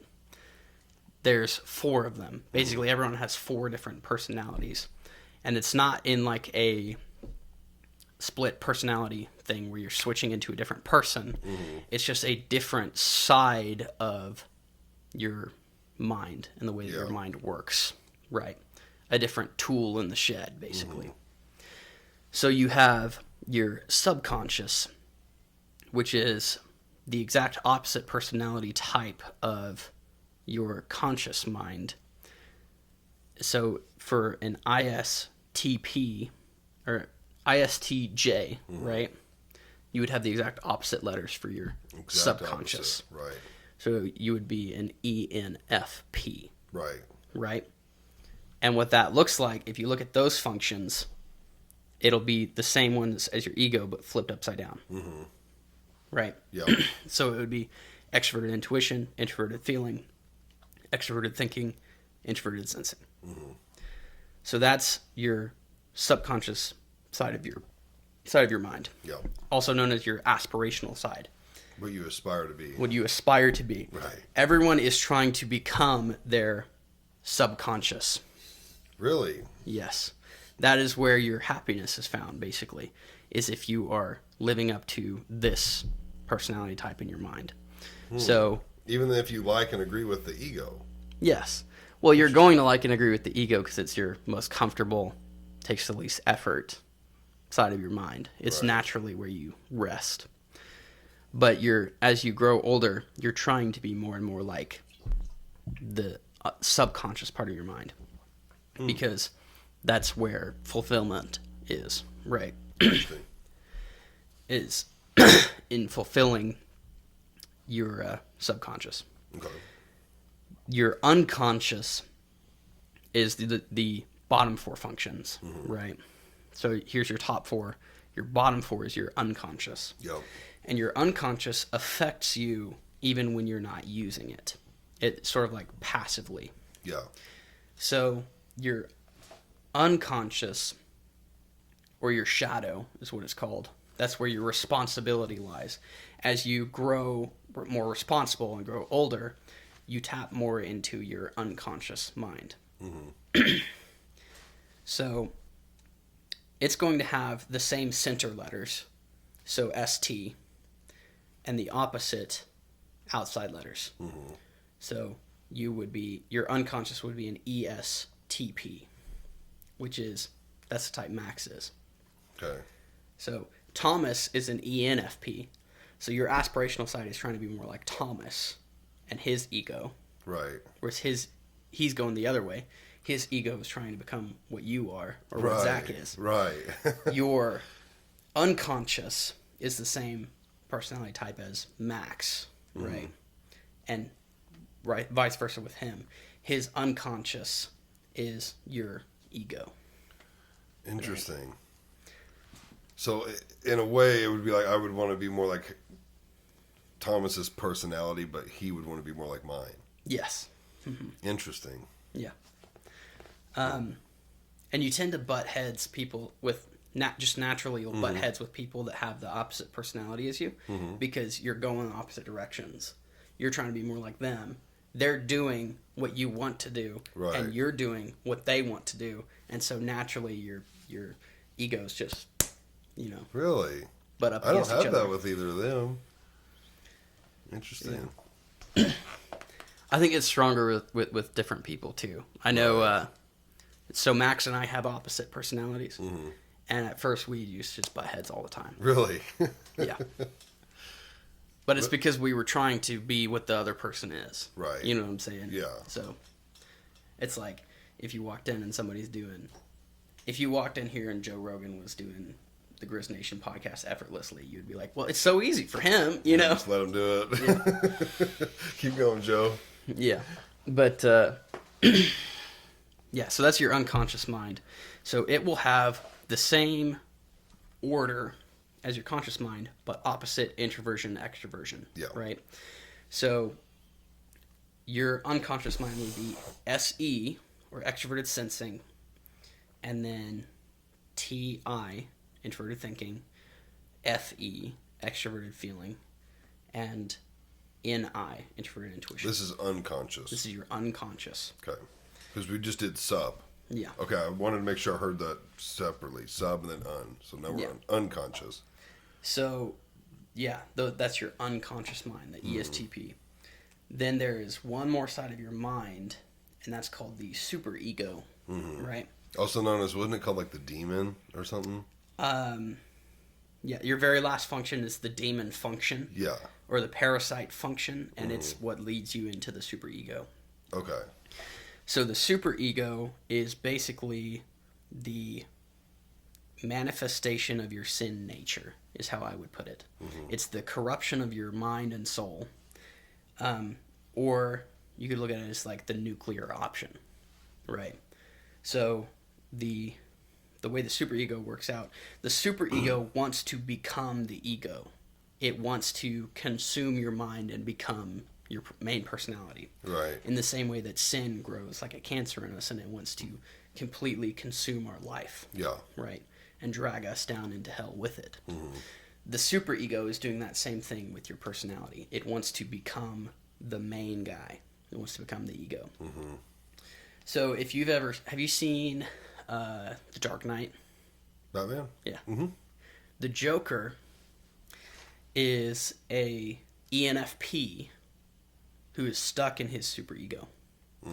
So the way that works is, if your ego is you're trying to deal with life, and life is hard, we all know this. You're trying to deal with life, and your ego just can't do it. It would hand the reins over to your subconscious, and then your subconscious can't do it. Can't deal with life, can't deal with this problem. It'll hand the reins over to your unconscious. Your unconscious can't do it. There's only one option left, and that is to burn down the forest. And so that's what the Joker is he's this ENFP that is stuck in his ESFP superego. So he's an ENTP. Yeah. So the ESFP is the entertainer, right? That's how their personality manifests. Yeah. So he's this demonic entertainer. He's doing magic tricks like making a pencil disappear. Yeah. Awesome part. And making money disappear, and you know, all this stuff. That's what he's doing. He's stuck in his superego, so all he wants is to burn the world down and start over, right? Right. He is fully and completely handed the reins of his psyche over to his worst impulses. Now, could you be semi-normal and do that, or would you be totally unhinged? If it was completely in control, that would basically be what we would call like insanity, or like there are different ways that could probably happen. Like demon possession would probably be similar to that. Right.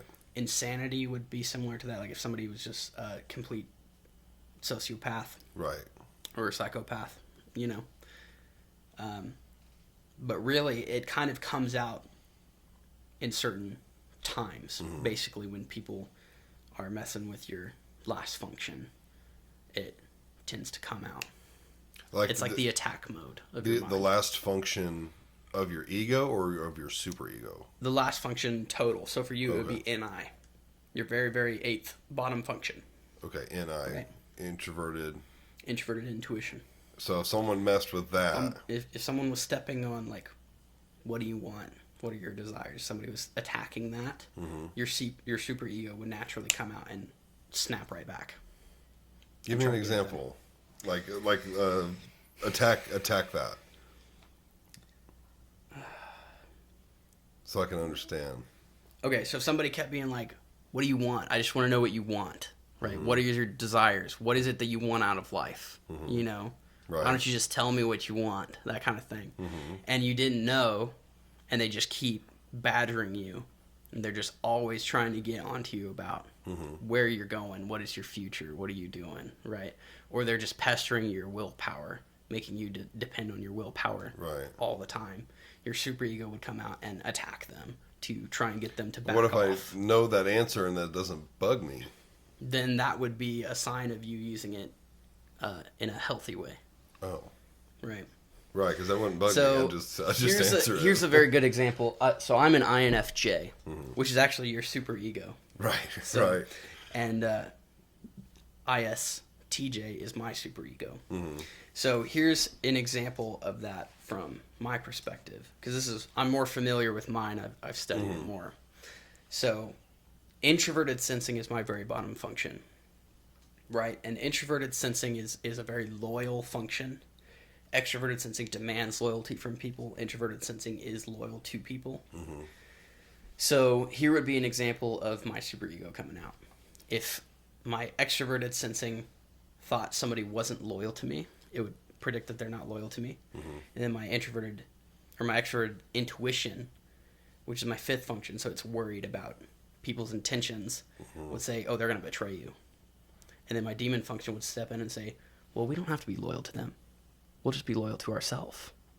We'll cut them out. Right. We'll engineer their demise. Right. Because the ISTJ is the engineer. Or the architect. They're putting things together, right? Creating the system around them. So my ISTJ superego would create the system of somebody's destruction, right? Before they even did something. Right. Just so at the first hint of possible betrayal. Right. Sabotage them instantly. My superego would try to get me to sabotage them. Yeah. Okay, do you know what mine would do? Because I'm an ISTJ, so mine would be your superego INFJ. The INFJ is all about making people better. So it would probably do the opposite of that. It would make them worse. It would send them down a path that would lead to their destruction. It would say, shit, this is starting to make sense now? Yes. Yeah. I fight that way. Yeah. So, yeah, I fight that way. Yeah. I will fucking poke you right where I know it hurts you the most. Yeah. And your introverted intuition can see all the way down the line. And so if what you want is to get rid of this person that's bothering you, right, you will see the best way to send them down the wrong path. You'll give them terrible advice disguised as good advice that will lead them to a horrible place that they don't want to be. Right. That's the superego. I know what that's the really bad one. Yeah. Yeah. Okay. Yeah, that makes sense to me. Yeah. So instead of trying to make someone their best, you want to make them their worst. Yeah. And so look at it. Another way to look at it is so this is the sort of the psychological source of your sin nature. So if you look at what are the ways in which you fall short in willpower, right? Or for me, it's self-discipline. What are the ways that I fall short in self-discipline? And then I can start really seeing, oh, here's my patterns of sin that I fall into. Right. Because my introverted sensing wants that pattern, that routine, but it's corrupt. It's corrupted in my mind and in my soul. And so it creates corrupted patterns that lead me down a path of destruction. Right. And so I have to fight against that. Some people will tell you that you should use the superego in certain ways. I would say avoid it altogether. Really? Yeah. Because the only way to use it properly is to go against your sin nature, right? Right. And because of Christ, we can do that. Because He's bought our freedom from sin. But it will never be, our sin nature will never be fully squashed until we're in heaven with Him. And He makes us perfect. Right? So on this side of earth, I would say be very, very, very careful with using that last function and try to not use the superego at all. Because the superego does seem pretty mean. It's the nuclear option. Yeah. It's the forest can't grow anymore. We have to burn it all down. Yeah, because so that we can start over. I mean, I can't think of anything like real big or like violent that I've ever done, but I mean, it usually doesn't come out in dramatic ways because it's trying to be subtle. It wants to take over. Right. So it's like your sin itself. It will find small ways to sneak into everything that you do. Yes. That's why I say. Not everyone has some huge dramatic sin that they've done. In fact, even most people that do, it's not actually that dramatic. You know, like it's the little things that lead up to Right. it. You know, that sneak into every sentence we say, every step we take, every breath we make, every beat of our heart. Right. You know, that See, sin sneaks into it. It's that's what it's trying to do. I know I use this when I fight because there's just, and unfortunately I'm talking mainly in my marriage. Like when Maddie and I are having fights, I will use that super ego Yeah. because I know what hurts. Like just a random example would be like, let's say you're balding and you're really, what's the word? Not subconscious. Self-conscious. Self-conscious. You're really self-conscious about it. And one day you just piss me off, and I'm madder than hell at you. And next thing you know, I'm gonna be like, "Hey, Baldy," you know, Yeah. and I'm gonna get under your skin. I'm gonna do that shit on purpose, Yeah. just because you pissed me off, and I know you're real self-conscious about your hair. I'm gonna start making fun of your hair, Yeah. or get other people to do it. You know, Yeah. shit like that. Like that's my angry side coming out. Yeah. And that's And what I'll do. that's- I'll fight dirty, and Yeah. whatever you are self-conscious about, I'll make sure I bring that shit up and turn it on you. Yeah. Yeah, that's my super ego. Yeah. It's pretty mean. Yeah, so that's the goal there, is to not control it, but to basically give that over to Christ and let him purify and correct it and make it into something beautiful and good. But in the meantime, to resist it and to fight against it and to try and live righteously. you Right. know? I wanted to see what this example would be. So my total opposite, I'm a ISTJ, so a ENFP. Their super ego is my ego. Their super ego is your unconscious. Oh, okay. Okay. Their then aspiration, their subconscious is your ego. who? If you look at it like four squares, Right. here's your ego, here's your super ego. Yeah. So it would switch the other way, right? Okay. Here's your ego, here's your subconscious. It would switch this way. Okay. What comment? Well, I guess I just want to know someone that's super ego is my ego, the ISTJ. That would be me. Oh, that's right. Do we? Yeah. Okay. Shit, you answered that then. What was I thinking of?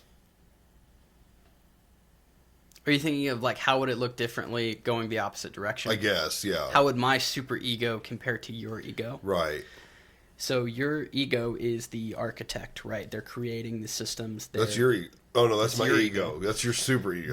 They're building this network of information, and they're like they're almost like a library, right? They're collecting all of this information and then putting it to good use in physical processes and that kind of stuff. Mine would take that and flip it on its head and use it in a bad way. Use it for I evil. would collect all the information I could about this person and engineer a way to absolutely destroy them, Right. to obliterate them and leave not even a single molecule left. You know, like Goku fighting Frieza, or whatever, where he's like, not a single cell, not a single Right. cell can remain, or he'll come back. You know, Okay, so what? So that's my ego. My ego's the architect. What was your ego? my ego is the sage, the INFJ. Okay, what's sage mean? The sage is, think of like Yoda. Like they've got all this willpower and this wisdom that they've built up, and they're there to mentor and improve people, make people better. They've got their guys, right? They're almost like a wolf pack, and they want to be the alpha and help the betas become alphas of their own pack. Right. Right. But So your that- super ego doesn't transfer to me, or it does. My ego is your super ego. So in your Right. case, you would make somebody worse. You would take That's somebody how and it. make them worse. Okay, that's what I thought You it would would take do. a beta and make them an omega. What's that? Basically like a reject from the pack. Oh yeah. Okay. Right. Yeah. Okay, so yours would make people better, but when it goes My to ego, your my ego is designed to make people better. right, To and make your them ego is my better super people. ego, and it would be the opposite, to make people worse. Yes.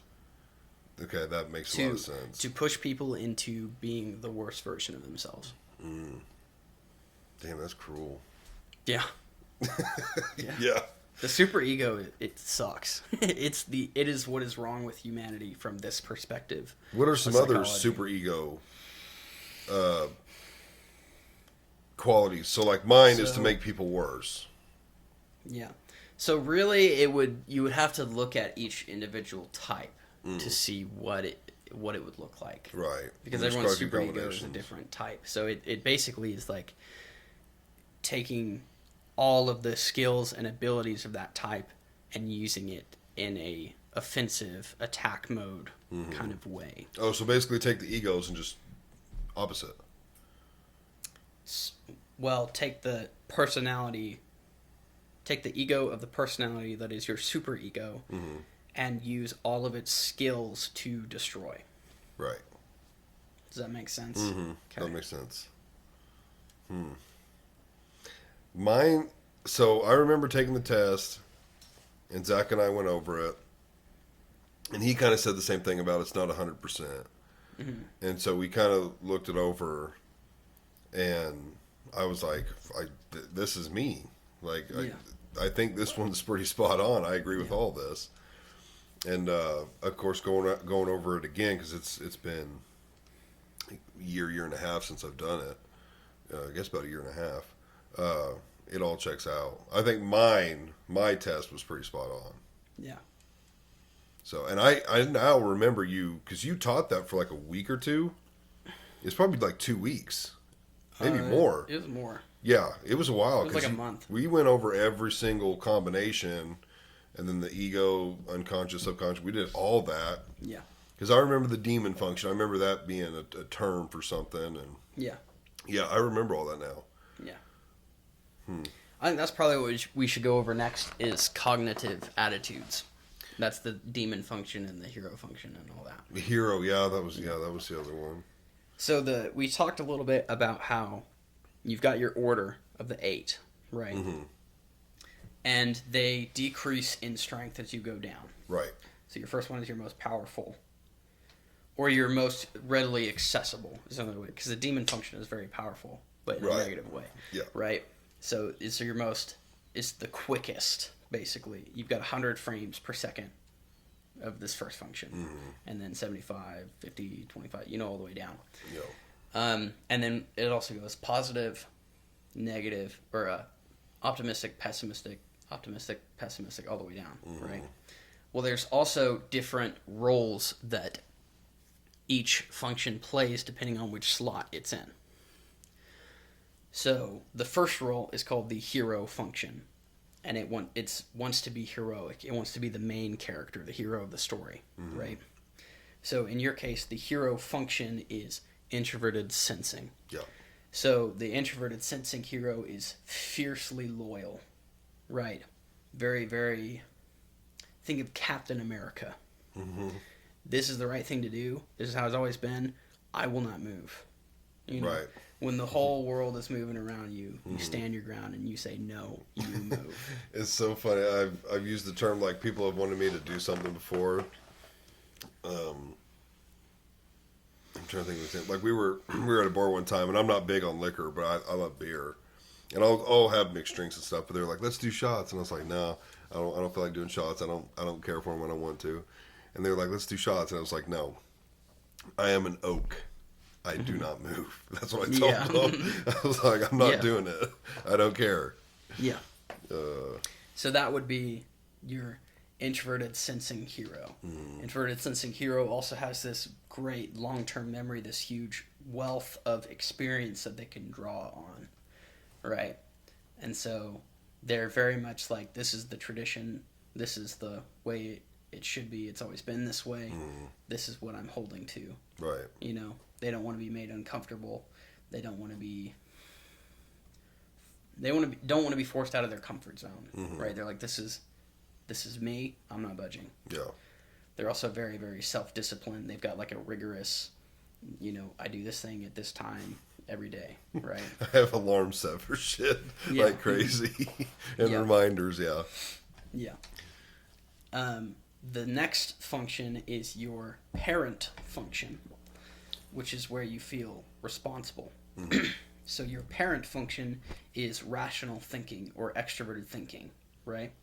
So you feel responsible to be rational, to check your information, to check against different sources, to be well informed, right?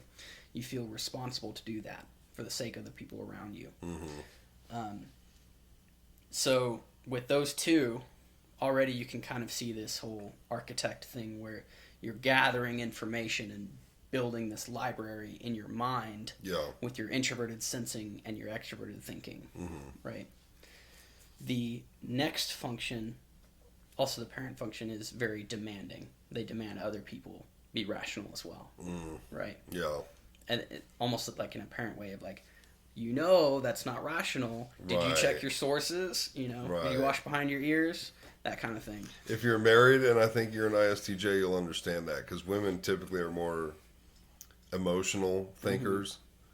And so my wife will, be saying something and I'm thinking, that does not make any sense. Like you're not thinking about this logically. You're upset, you're sad, you're angry. Like don't think that way. You do away with that. You got to think logically here. Yeah. And that's your parent function, trying to parent the people around you to be rational thinkers. Right. Yeah. So then your third function is your child function, and it's where your childlikeness is and where your childishness is. Okay. So your childlikeness would be that having that childlike faith of like, oh well, this is just how it is, like a little kid. Jesus uses little kids as an example. Right. They understand better than you do. Right. They don't have to question it. Right. They're they not just accept held down by the responsibility of like finances and expectations and all this stuff. Right. They just understand. So it is almost in like a miraculous way, right? So the child function can be miraculous in the way that it expresses itself. It can also be childish in the way it expresses itself. Right. So for you, it's FI, introverted feeling, or morals. So the childish way that it could express itself is, I don't feel good. I'm not doing it. I don't feel good about that. I don't want to. Right. That kind of thing. Like, but the sort of miraculous way that it can be is like just having faith in people. Right. And like, don't worry, it'll be good. Right. I know this is good. Come on, let's do it. It's good. I experience that every morning. Yeah. When I wake up and I'm like, I should call in. I just want to sleep. But I'm like, damn it, I got to get out of bed. And I just do it. Yeah. Literally every morning it's like, man, I just want to go back to bed. Yeah. That's the child feeling, I just want to sleep in until noon and play games. I don't feel like doing it. Right. There are certain types. Here's kind of what I've noticed. There are certain types that fall into a trap that I call the sci-fi loop, SIFI, introverted sensing, introverted feeling. And it's, I don't feel like doing it, I'm not comfortable doing it, I'm not doing it. And then they just stay in that loop forever. And they never do anything. Right. Because they're stuck there. And so for me, those are in my bottom function. So I have extroverted feeling, extroverted sensing. So I feel almost responsible to go and push people out of that loop. So if like my brother is an INFP. 2 of my brothers are INFPs, and my wife is an INFP. And they're prone to that sci-fi loop. So if I see one of them getting stuck in that, I'm just doing the same thing every day. Right. Because I'm comfortable with it. I'm not, doing the stuff that's uncomfortable. I'll come along and basically be like, get out of there. Right. Stop that. Move. Would that look as something as far as like, let's go do something crazy, like let's go skydiving, or could it be something small? It could be something small. Here's a very good example of it. I noticed my brother Samuel had kind of fallen into a sci-fi loop with like his health. Like he wasn't really taking care of himself because he was comfortable where he was at. So I went and I picked him up and drove him to the gym and signed him up for a gym membership, and we worked out. Really? Yeah, and we started working out 2 or 3 times a week. Nice. Because I was like, you can't stay there. Right. I know you're comfortable. I know you don't feel like it. you can't stay there. Right. I won't let you stay there. Mm-hmm. Because I'm an INFJ. I need to make you better. This is how I'm going to make you better. I'm going to push you out of your comfort zone. Right. You know. That's a good example. Yeah. So introverted feeling. The other way of looking at introverted feeling, child, is that you just, in a childlike way, you would be more prone to morals. Right. You would be like, well, this is the good thing to do because it is. You know. Right. Or that's bad, and then somebody's like, well, why? And it's like, well, because it is. You know, I know. I'm like a little kid. You just know. Mm-hmm. You just know that something is bad. You know, it's amazing how kids can do that. Right. It where really they can is. just look at something and say it, and you know, from the mouth of babes Right. comes this wisdom. Right. So, yeah. So then your fourth function is called the inferior function or the Inferior. insecure function. Okay. It's where your insecurities lie. Mm-hmm. So for you, it's extroverted intuition. So you're insecure about all the things that could go wrong, all the possible outcomes. Mm-hmm. There's too many possibilities. You know, I don't know what's going to happen. I'm worried about, you know, what if this person's trying to pull one over on me? What if this goes wrong? What if the car breaks down? Mm-hmm. You know, what if something gets pulled from our bank account that we weren't expecting and then we can't pay our Right. bills? You know, Right. they're insecure about or afraid of all the different things that could go wrong. Mm-hmm. So the inferior function is what is called a gateway function, meaning that it's how you access a different side of your mind. Right. So for this one, it's the subconscious or the aspirational side of your mind. Mm-hmm. So if somebody attacks your inferior function, if I come along and start telling you all the ways something could go wrong Mm-hmm. and making you insecure about it, then you'll access this side of your mind in a bad way. Right. Right. In like a defensive way. But if you feel secure and comfortable with all the ways that things could go wrong, Mm-hmm. then you can access that in a good way. Right. And that would be what we were talking about earlier about like feeling fulfilled through that Mm-hmm. in accessing your ENFP side of your mind. Right. So I've talked to Zach about this, and the way that he says that he does it is through he takes worrying about what could go wrong, Mm-hmm. changes it into planning for what could go wrong. Mm-hmm. So instead of looking at it like this could happen or that could happen, he could be like, this could happen, what would I do? Right. That could happen, what would I do? I'm along those lines because I was starting to think of how I relate to this. Finances come into play because there's certain times of the month, depending on how the bills fall and when you're paid and all that. Sometimes the bank account goes up, then it goes down, then it goes up, then it goes down. Yeah. Sometimes it goes up really high, sometimes it goes down really low. And the way I always look at stuff like that is kind of circling back to logic. I know it might be low now, but it's going to be really high in a week or two. Yeah. But I just paid all the bills. So I don't have any bills. So where there is worry or could be worry, I kind of cancel it out with logic of, well, it's Yeah. low because I just paid all the bills. But what does that mean? Mm-hmm. All the bills are paid. So Yeah. we're okay. So I feel like even though this is my inferior function, I do very well at canceling it out. Yeah. If there's anything to worry about, I typically deal with it in two ways. One, you're either worrying about something that hasn't happened or might not happen, which instantly toss it out the window after coming up with a plan. Because if it could happen, it's like, okay, let's say that happened. What would I do? I guess I would have to do this or need to do this or want to do this. There's my plan. Okay, toss it out the window. There's no need to worry about it anymore until it happens. If it happens. And then if I'm faced with something has happened or is going to happen, again, I would circle back to logic and just, worrying doesn't do a whole lot of good. Yeah. So we might as well attack this with something. Do we need to work more? Do we need to cut back here? Do we need to sell something?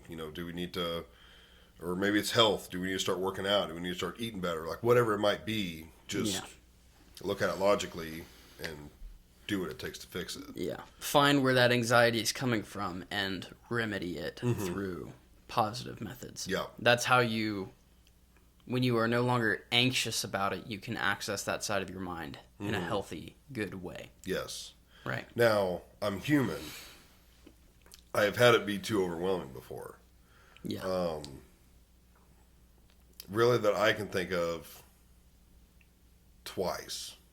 I've spoken about at least one when I lost my job. I just spiraled out of control. Mm-hmm. That was very stressful, and I couldn't just I did that. I came up with a plan. We're going to get on ZipRecruiter or whatever. We're going to talk to people and see who's hiring. I was doing all those things. I had a month of pay coming in, so it wasn't like I need a job today. It was okay, we have a month to figure this out, so we've got time. We've got resources as far as the internet and people. I had all those things lined up and did it logically, but the stress was so overwhelming. Yeah. Because I had a baby, a wife, we just built a house. Mm-hmm. It was so overwhelming. I had to not only deal with the logical thinking and the planning, I had to also just have the stress there. Yeah. There was nothing I could do to get rid of it. You couldn't get rid of the anxiety of all the things that could go wrong. Right. Until you had a concrete way to deal with it. Exactly. I had a plan, I had a vision, I knew what I needed to do and what I was doing, and that it would be okay. And I prayed a lot, and I knew it would be okay, but it didn't matter. Yeah. I was going to stress about it because that was such a big thing that I couldn't just say, we're not going to stress about this. It's going to be okay. It's no, I got a house on the line, and there's a lot of stuff on this. And I don't really stress out. I am not a stressful person. I'm a very water off a duck's back kind of guy. Yeah. But that had me stressed out for a month. It was bad. Yeah. And then another time, so I've got really bad acid reflux. And I've got it under control now, but before we really knew what it was, it would happen for so long and I wouldn't realize it that it would actually start to irritate my entire esophagus. And then once it got so irritated, it would start to swell from the irritation and the inflammation. Yeah. And so it would literally make my air pipe smaller. And so it would become harder to breathe. Yeah. Then I'm constantly short on breath and feel like I can't catch my breath. And then I'm kind of, why can I not catch my breath? Why is this hard to breathe? Then you're kind of freaking yourself out. Now your heart rate's increased and you're like, holy shit, my heart's racing. I can't breathe. Am I having a heart attack? Next thing you know, you're freaking out and you're having panic attacks. Yeah. And that happened for from 18 to 22, 23. And finally went to the doctor and figured out what was going on. But during that 3 or 4 year span, when that would happen, I just have to freak out and deal with it. Mm-hmm. Yeah. I knew at some point a year or two into it, we knew it was heartburn or something related, but we didn't know how severe. So it was drink some nasty aloe vera juice, take some Prilosec, and it'll calm down. Yeah. Well, it still stressed me out because all I could do was treat it. I couldn't prevent it. Yeah. Now we know how to prevent it, so I haven't had that happen in years. But yeah, that was one of those things where even though I'm normally pretty good about think logically, throw the stress away. Yeah. The panics were so stressful I couldn't just throw it away. Yeah. I was still okay, I got to start drinking this drink and taking this heartburn meds, and I know it'll eventually go away, but until it goes away, you just got to ride it out. Yeah. So I've had to ride out the anxiety twice, but most of the time I can just put it in the back of my mind and realize you don't need to worry about it. Yeah. Yeah, so the inferior function, that's your anxieties, right? And so when you are able to overcome that anxiety, that inferior function switches to the hero function in your subconscious, right? It flips it upside down. Okay. So now it acts like the hero function.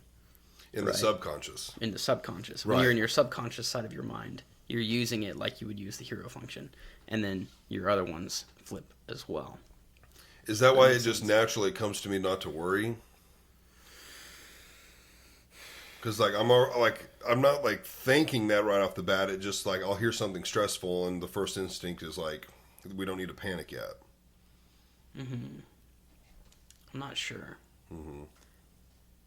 That might be your child function, your introverted feeling, being like, it's okay, it'll be fine, it'll be good. Not the Still feeling good about it. Not my hero in the subconscious. It might be your hero in the subconscious. If you were switching into your subconscious mode Right. in a healthy way to deal with that problem that came up, that is what it would be. It would be the hero in your subconscious of extroverted intuition, looking at all the possible ways, Right. and eliminating the bad ones. Right. Yeah, because unless it was something very major, and I knew a freak out was like, your house is being invaded or broken into. And even then, I wouldn't freak out in a bad way. I'd freak out in a violent, like I want to protect way. Yeah. But I mean that makes sense to me. Yeah. So the next function, your fifth function, this is the gateway into your unconscious, right? Okay. So when you're using this one, it switches you into your unconscious mind. This is called the nemesis function because it's always fighting the hero function. So your hero function is introverted sensing, so your nemesis is extroverted sensing, or like providing experience, manipulating the physical world, that kind of thing, right? And your nemesis function is where you're most worried. So if you're most anxious about your introverted or your inferior function, you're most worried about your nemesis function, right? Okay. So in your case, you would be worried that you're going to mess something up, right? Or worried that you're not going to perform to your best ability, or worried that you're making people uncomfortable, right? Right. That kind of thing. Worried, like if you were at work, for example, worried that you're going to make a defect on accident, Right. And not notice it. Right. That kind of thing. Yeah. You'd be worried about that. Does that sound about right? Yes, that checks out. So the way to come over that is to stop worrying about it. And then you can use that in a healthy way. And you can start using that extroverted sensing and that unconscious side of your mind as if it was the hero function, right? Because now that one's on first. Right. Right. Because you're switching into that side of your mind. Yeah. So that's the nemesis function, right? The nemesis function is basically there to keep the hero function in check. So you're the nemesis function is trying to keep you from getting too comfortable, or getting too set in your ways. Okay. It's there to kind of push you to perform. Yeah. Right. It's saying, I know that that's great. I know that you're comfortable. That's all good, but we've got to perform. We've got to do this. Let's go. And they start pushing. Yeah. The sixth function, this is the last one that you really have like a conscious ability to access without being just very, very mature. I don't know. As far as I can tell, this is the last one that you really will use. Okay. The first four you use all the time. You use the second two a good chunk of the time. You basically never use the last two. Okay. At least not in a good way. Right. So for you, the sixth function, so this is the critic function, or the old man function. Wait, this one I would still use, because I don't You use 7 and still 8. use. Okay. So possibly use a little. Okay. It's the critic, or the old man, or sometimes it's called the witch function, Okay. or the, I guess you could also call it the warlock function if you're a dude. Yeah. Or the grandpa function is kind of what I So like far to I'm call liking it. the old man and grandpa, yeah. So this is where you are most critical of things. So for you, it's introverted thinking. So you're very, very critical of what you think, of what you believe. You have to examine it very carefully. Right. Very, very critical of logic, of logical thinking. And critical of other people if they're not being logical, right? Yes. So, the proper way to do this. So a critic might think, man, am I stupid? If you got critical logical thinking. Yeah. So they're going to try very, very hard to make sure that what they're bringing in with their extroverted thinking is correct. Because the old man, the grandpa function, is trying to parent the parent function. Right. Right? Right. It's like different characters in your mind if you think about it that way. Yeah. The grandpa function is trying to parent the parent function and just wants to be buddies with the child function. Right. You know? Right. So they'll come along and be like, all right, parent function, you know, you may be rational, but are you being logical? Are you sure the stuff you're bringing in is real? Yeah. You know, what about all this? What about this logical pool that I have? Does it fit in with that? So Right. we've kind of talked a lot about that, but that's how that would express itself. And that checks out to me. Yeah, Yeah. definitely. When I'm verifying information, I want to make sure, to my best abilities, whether it's comparing it against other information or Yeah. using my gut, that it's right, and that's what I'm going to believe. Yeah. So the critic function is also where it has this dichotomy of hypocrisy versus wisdom, right? The natural inclination, because these do get more corrupt the closer you get to the demon function. Right. So the corruption in this one, if the corruption in the last two was worry and anxiety, the corruption in this one is hypocrisy.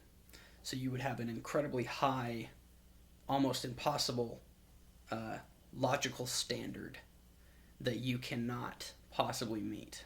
For yourself or For for yourself, others? For yourself. or for others. Oh, for both. For both. Right. So you would have this standard of logic that everyone is supposed to meet in your mind, and no one can meet it, and even you can't meet it most of the time. Mm. Does that sound right? Yeah, it does. So that's the... Unfortunately, a lot of the times I'll be, I don't know what it could be. We're talking about something and maybe they're not agreeing with me, or we're trying to build something and they're not understanding how I'm thinking we should do it, and I'm just like, this guy's a dumbass. Yeah. I'm like, what are they doing? Yeah. Yeah, that's So you're being very critical of that person. Right. About their right. logical thinking. Or there's sometimes where I'm trying to do something and I can't figure it out. And I'm like, oh, you fucking idiot. Why can you not do this? Yeah. Yeah. Yeah. So that would be the hypocrisy of the critic function there. Mm-hmm. The way to overcome that is to embrace wisdom and knowing that you can be critical about it, but you don't need to hold that standard so tightly. Right. And in that is wisdom. So as you grow in wisdom through logic, you will become less hypocritical about that standard. Right. And you may actually be able to meet it, eventually through seeking wisdom. That makes sense. And probably be less harsh on others. Yeah. Hold them to a lower standard, Have too. more grace. Right. Yeah, have more grace. Yes. We got two more. I want to go through mine after this as well, because Yeah. I think it'll help Yeah. really solidify the system to see two different examples. Yeah. But we'll do these last two first. So the seventh function, this is the first one where you're basically just completely unaware of what's going on, right? This is the trickster function. And this is a really fun one because people with the trickster function think they know everything about this function, but they don't know anything. Right. Right. So for you, it would be extroverted feeling. You would go around thinking you know how people feel about things or how you make people feel. But Right. you're just completely oblivious of it. Right. Right. Does that sound right? I don't know.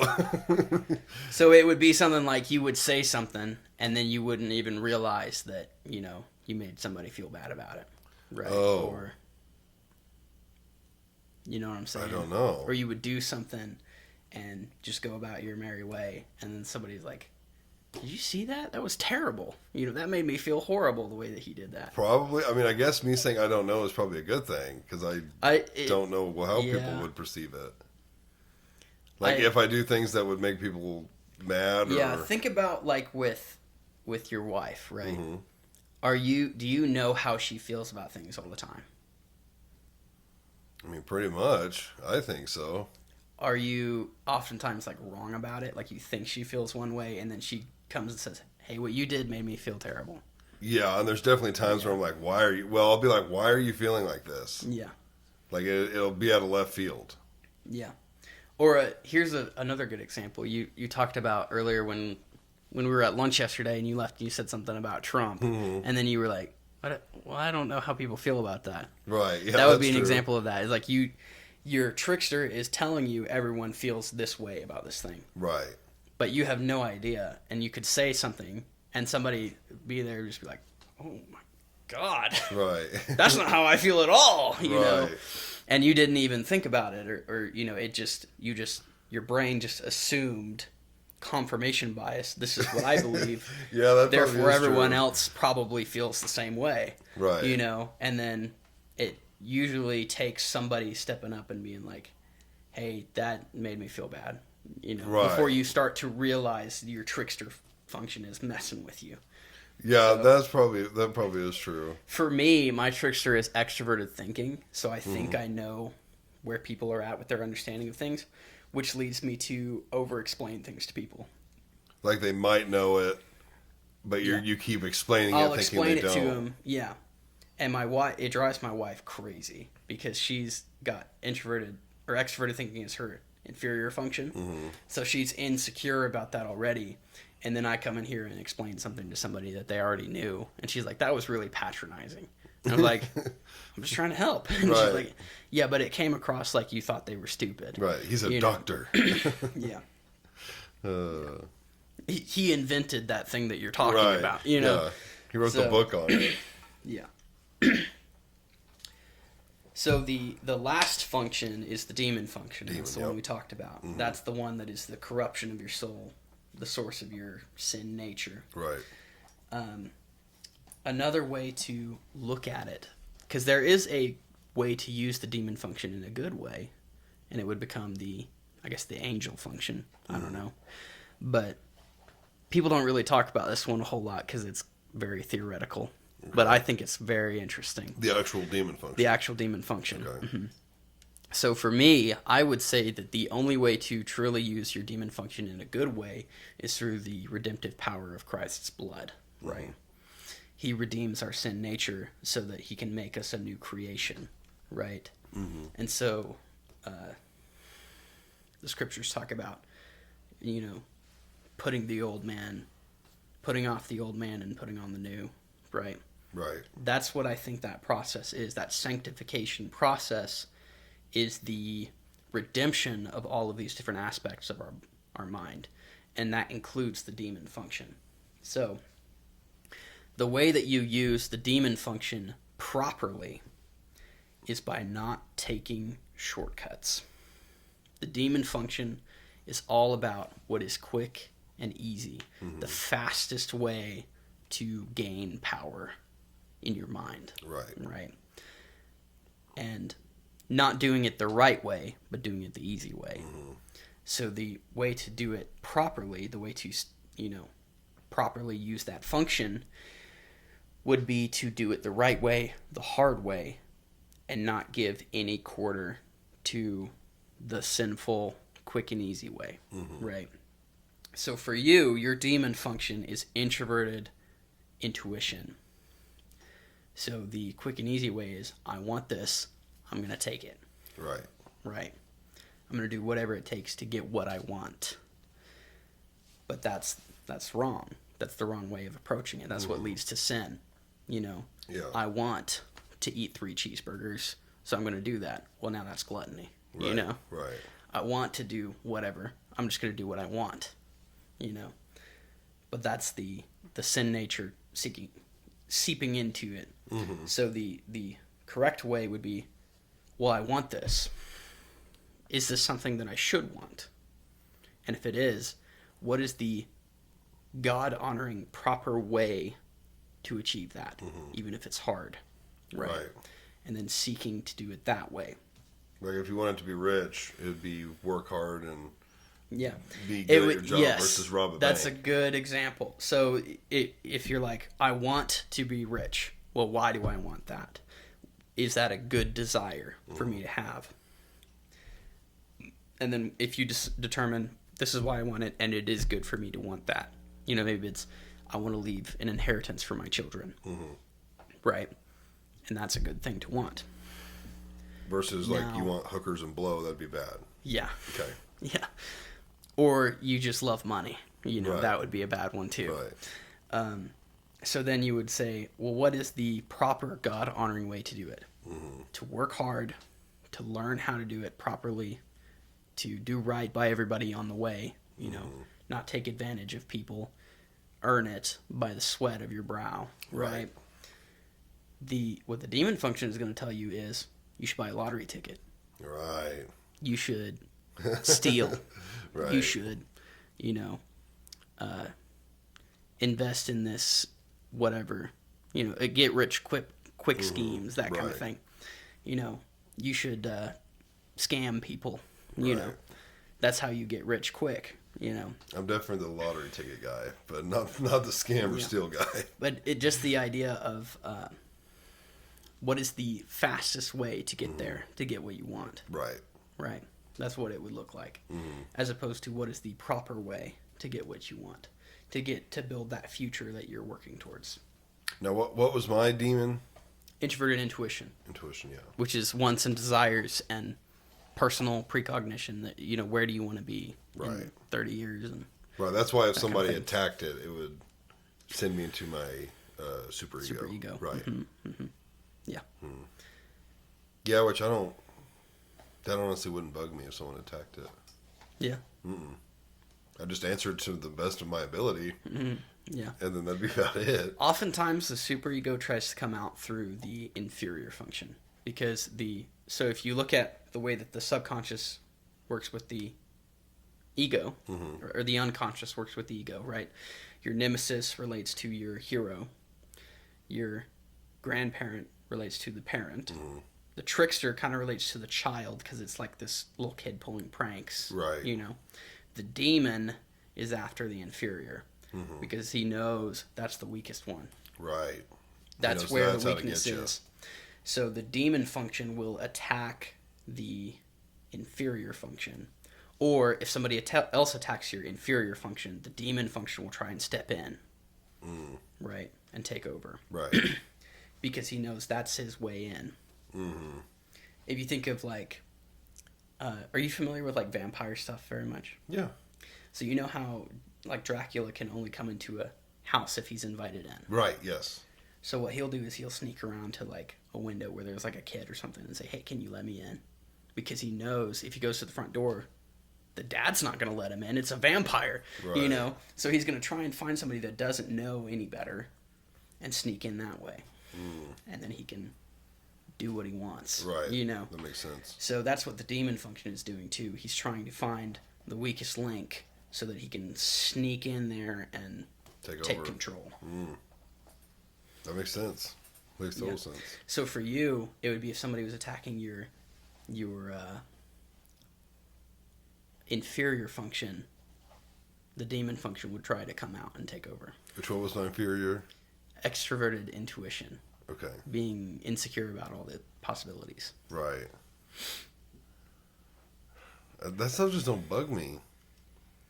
I think it's the So if somebody came and started like destroying your plans, right, or like putting up How roadblocks. so? Let's say you have like a contingency plan for if this thing happens, and somebody comes along and takes the screw out of it, and now that contingency plan won't work. You've got to figure out what to do, and they keep doing that. They I mean, keep that- pulling the threads in your plan and that unraveling it. analogy would piss me off. But I'm trying to I think don't how know that would what happen a in real practical life. example that Right. would look like. That's I know what I'm there are trying to think people of. that do it, but it's not really something that's bothered me that much. So Yeah. I don't really pay attention to it. Yeah, I'm trying to think of a real life example. Like it'd have to be pretty severe. Like I just paid a vehicle off, and then somebody came over and burned it down. Yeah, or like keyed it or something. Right. I mean, Yeah. that would piss me off, but not. I don't know about for that reason. I think it just pissed me off because they're an asshole and they just burned my car down. Yeah. I don't know. Yeah. I don't know. Do you It'd be think it something just? to think about. Do you think it would? Some people are more affected by it, like more easily affected with Possibly. that demon attacking. Because some of that just, again, I'm a very stress-free guy. And with the introverted feeling, I think. Okay. Let's look at it this way. What if somebody was trying to manipulate you? just wouldn't let them. Remember, I'm an But what oak. if they were very, very good at it? They're not. I'm an oak. Remember, I don't move. So I'm what, like what high if on my somebody, morals. or what if somebody was like trying to pull one over on you or on your family? I'd see it. Maybe they were trying to like scam your wife. Right. I'd see it. You'd see it. Yeah. What would you do? I'd shut this shit down real quick. Yeah. Yeah, I mean, yeah, I guess I wouldn't be happy about it. But yeah, so that you're worried about other people's intentions often is what that, or you're afraid that other people are trying to get in there. Right. Right. So somebody was playing off of that. Maybe somebody started whispering to you about somebody else being or like your wife being like, you know, oh, she's lying to you. Right. Or, oh, your friend, yeah, he's just trying to use you. Right. You know, now they're All of my stuff goes back playing to off of logical that, thinking. yeah. You know what I mean? Like, there's no sense in jumping to conclusions until we have proof. Yeah. Like, I could be maybe a little upset in the moment, but it's like, well, Yeah. I'm not going to, like, burn his house That's down. until good. I That figure means out. you're probably pretty well in control of your inferior function. That's just what pretty that would well mean. guarded. That's what I would say, at least. Yeah. Yeah, because I would want more proof. Yeah. You know, to really see how bad the intention was, how far into it was, and then make a decision on how mad to be. Yeah. So I'm not saying I wouldn't get mad, Yeah. but I'd want to be like, okay, this is justified, or it's not justified. Yeah. I guess. Okay, now those were mine. Those are yours. Okay, let's hear yours. Okay. So I am an INFJ, right? So my conscious mind, my ego, is your super ego. So I have the exact opposite order of yours. Right. So if you look at yours and it goes this way, I'm going back up the other way. Right, okay. So for me, my hero function is introverted intuition, Which is my demon function. which is your demon function. Right. Right? And it's going to follow that pattern all the way whole up. way. So for me, introverted intuition looks like I always think of like when I was in the paint booth. It was miserable. It wasn't something that I was good at, but I pushed through, even though it was hard. That was me leaning on that introverted intuition. Because I was looking forward and I could see where this would lead me. And I knew I have to endure this. Right. Right. I have to willpower my way through this. And I'm so glad that I did. Right. Right. And I can look back at like other times in my life too, where it's like, this is going to be the hardest thing to do, but I have to do it. Because if I don't do it, I'm going to become someone else. It's not going to lead me down the path I want to go. Right. Another way of looking at it is I have known since an early age who I want to be, right? And like kind of what I want to do. Whereas if you look at some other young people that maybe don't have that so much, like my sister-in-law is a good example of this. I asked her, well, what do you want to do? And she's like, I don't know. Go to school, Right. get a degree. And I'm like, in what? She's like, I don't know. Maybe this. Why? You know, Right. she hasn't thought about it, Right. you know, because that's lower down in her function. She doesn't know exactly what it is that she wants to do. Whereas for me, I kind of always knew this is where I'm going, right? I'm following this path all the way to the end. Right. So that's that introverted intuition. Another way of looking at introverted intuition is like luck. So like accidentally being in the right place at the right time kind of thing. INFJs have this weird thing. So introverted sensing demon, I'll talk about this more in a minute, but it's kind of like your body is fighting against you.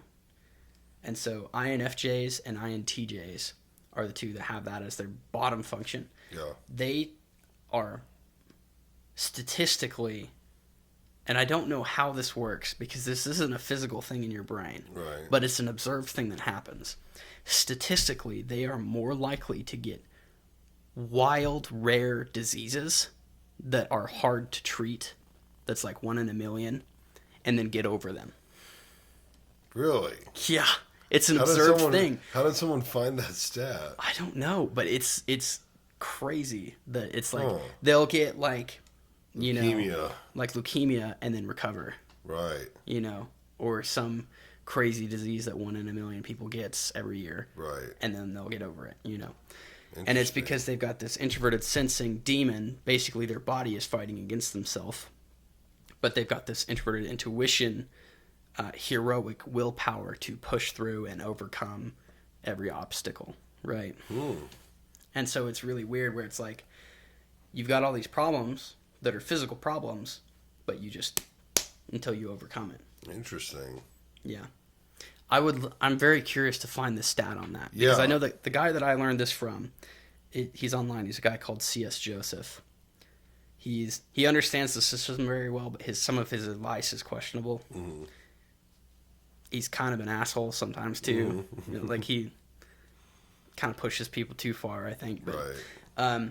But he knows the system like the back of his hand. And he's the one that had that stat that's like, INFJs and INTJs, this happens to them. Right. Where they'll just get like this crazy thing you've never heard of, and then they'll get over it, Yeah, I wonder how someone even put that together. Yeah, I don't know. Huh. I'm very interested to see that stat. Yeah. But that's just kind of what I've heard, and I've seen a little bit of that in my experience as well, of like different people that I know going through that. But so that's the hero function, right? The parent function is extroverted feeling. So I feel responsible to make people feel good and to make people better people. I feel like, so if I come home and my wife is upset about something, it's like my brain switches into a different mode. Everything that I've gone through the day, everything that I'm thinking about and feeling about, put on hold. Make her feel better. Right. Right. Nothing is coming back in to my mind until I've fixed this problem. What is it that's making her feel so bad? How can I fix that? Like a nurse or a doctor. Yeah, maybe. Yeah, it's very much like people with high FE tend to be more like servant-minded, like they want to take care of people. So like the most would be, my grandma is an ESFJ, and they are known for being like, if you go do the dishes at their house, they will be annoyed because they're supposed to be taking care of you. Right. Right. So my grandma, if we go out to eat with my grandma, if anybody pays for their food, her day is ruined. Because she's supposed to do that for us. Yeah. You're not supposed to take care of me, I'm taking care of you. Right. Yeah. It's fun when you get a lot of extroverted feelers in a room too, because they get into like FE duels. So like Randall at work has FE child. So when I was working in the yard, he would always be like, just send it, man. I'll take it. I'll deal with it. Right. You shouldn't have to deal with that. Just send it. I'll deal with it. Yeah. And then, that's his child function being like, yeah, I can do this. And then my parent function is FE, so I'd come and be like, no. It's my responsibility to make sure that you get this stuff in the order you need it. Right. Right. And then he'd be like, no, just send it. I'll deal with it. I'm like, no. Tell me what you need, and I'll take care of you. Right. And then that's my job. battling. Yeah. Right. You get in this little FE duel. Right. I want to help you. No, I want to help you. No, I'm trying to help you. I'm helping. Yeah. So, FE is also tied to shame and regret. So it's very easy or guilt, not regret. It's very easy to guilt somebody with high FE, and especially FE parent or sort of FE inferior, but that'll kind of send them into attack mode. But FE parent, especially because they feel responsible, if somebody tries to guilt me, it's very, very easy to do that. To be like, to make you should feel have done guilty. that. You should have done it this way, or you shouldn't have done that. Like, because it'll make you feel like you didn't make them feel good. Yeah, or like I did something wrong. Right. So yeah, I'm kind of an emotional guy anyway, but it's very easy to make me cry that way. Right. So it's very much like if somebody starts guilting me and I feel like there's actually like it's a valid thing and that they're not just trying to pull one over. Right. Like I feel so bad. like Right. immediately, you know. I'll be like, oh, stupid, you know. Stupid me. You know better. You should have done better. Right. I mean, I get that to an extent. Like, I would. It depends on the severity. If it wasn't that bad, it wouldn't be a huge deal. If it was really bad, I'd be kind of like, oh shit, I messed that up. Yeah. But it wouldn't ruin my day. Yeah. I'd be a little disappointed in myself. It's so with FE Parent, it's very easy to make me cry about things. I cry at music and movies all the time because I pick up on the emotions that the movie's trying to put out. And I, you know, my wife is not that way. She'll look over and be like, "What is wrong with you?" You're the one like, crying. The dog died. Like, That's so funny. I've only cried at one movie ever, Monsters Inc. When the little girl opened the door, and I thought she was trapped in there by herself, and that made me cry. I was like, "What is going on?" Yeah. I cry at movies all the time. That's funny. And music. But Movies and music. yeah. And your wife's like, "What's wrong with him?" Yeah. Yeah. So then the child function is introverted thinking. And introverted thinking child is basically exists. It's like a refining fire. It exists to burn away lies, right? Because I don't have that extroverted thinking. So I'm not judging it off of other things that I've heard. I'm judging it off of, does this seem like it's true or not? Does this make sense? Yeah. Right? So the introverted thinking child is very good at keeping people in check as far as like what is actually true. Because there is now, as I've learned this and grown and matured, I care more about like perceptions, how people perceive things. But my innate way that I am is I do not care. It's not even a thought in my mind what you think is true. I only care about what's actually true. You know, Oh, okay, yeah. like it doesn't matter what somebody thinks about it. It matters if it's true or not, right? And so that introverted thinking child can be childish in that way of like, well, obviously that's true. You know, I'll just accept it, you know, and not actually think about it. Right. But it can also have that like miraculous side of it too, of like asking the questions that nobody thinks to because they've just accepted, you know, well, a doctor told me this, so I just accepted it, you know, and I'm like, well, that doesn't make any sense because look at this, Right. you know. So it's kind of that dichotomy there too of like, it can be very, very powerful and good, but I have to make sure I'm not just blindly accepting things childishly. You know? And then my inferior function is extroverted sensing. So performance anxiety is what that would basically equate to.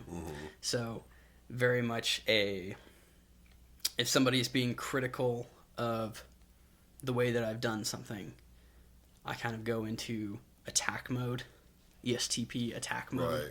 Because the ESTP is the challenger, and that's my subconscious side that I'm trying to become. And so they're kind of known as like if you think of ESTPs kind of get a bad rap, but it's because of this thing that they do. If you think of like the bad guy in like Karate Kid or any of these like high school dramas, it's almost always an ESTP because they're main like character. the jock of jocks, you know. So they're gonna be, you know, they're gonna come fight you and make you do what you're supposed to. Right. So, yeah, like the bad guy in Karate Kid is a very good example where he's just like, he's just gonna fight and fight and fight until you submit to what he's saying you should do. Right. So when somebody attacks on that performance anxiety, they're like, you shouldn't have done it that way. You should have done it this way, you know? Or I feel this at work a lot too, because I'm surrounded by people that have this as their hero or parent function. And so it's like really intimidating to work with some of those people sometimes because they just have this inherent, they just know. Right. They can look at it and be like, well, yeah, obviously it's this. So like Wayne is very good at this. It's his parent function. Right. So if I'm like having trouble getting the Gale start and I go get Wayne and he comes out and and it starts immediately, I'm like, oh my gosh, what's wrong with me? You know, I Why should did have I known think of that. Yeah. Right. Yeah.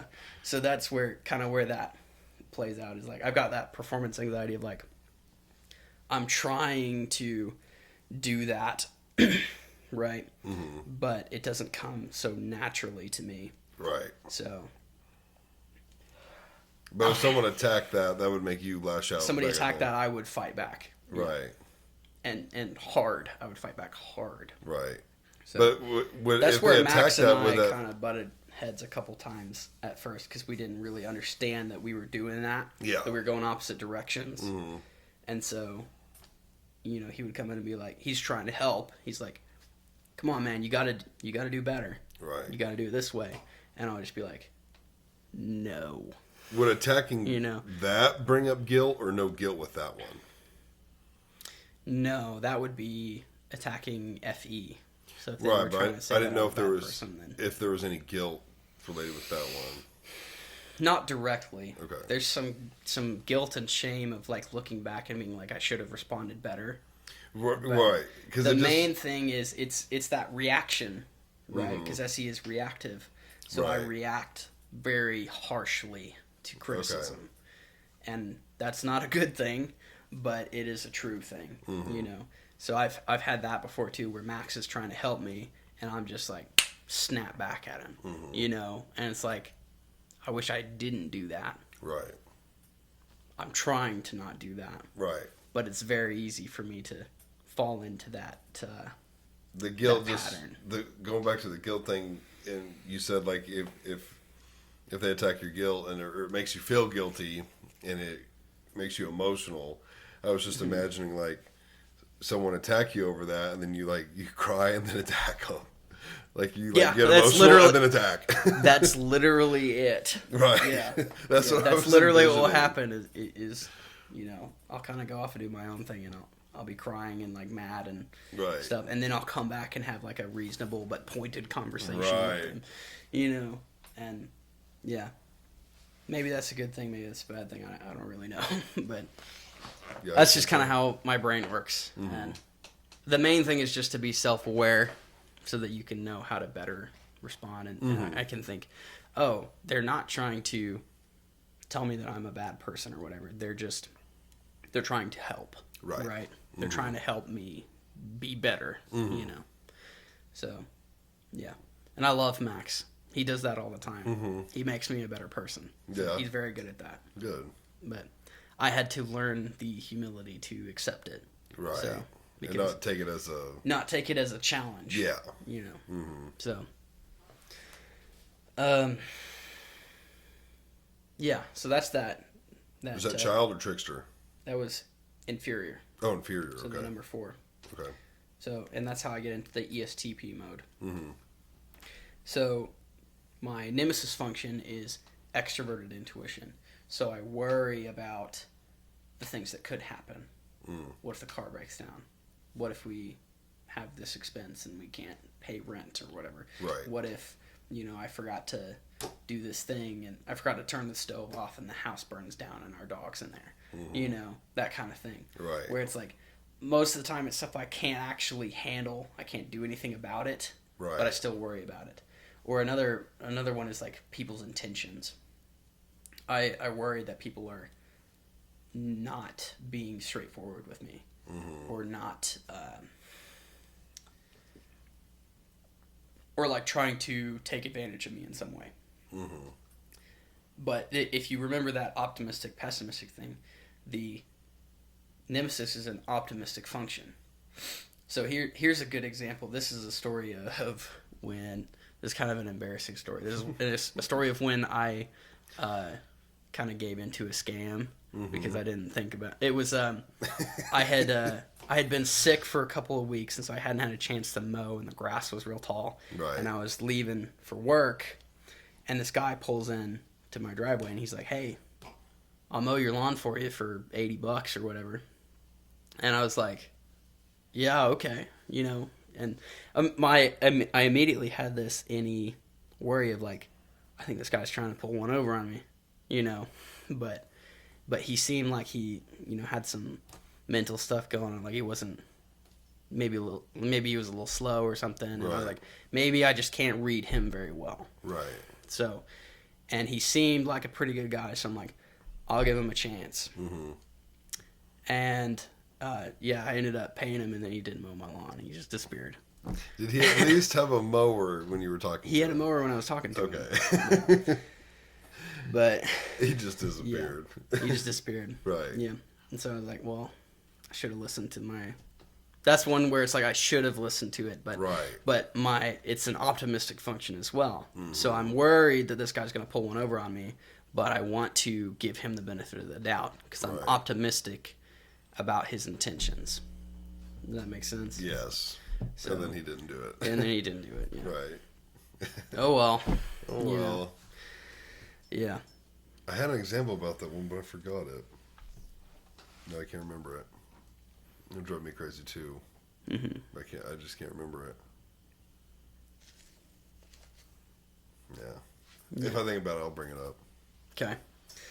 So my critic function is introverted feeling. Mhm.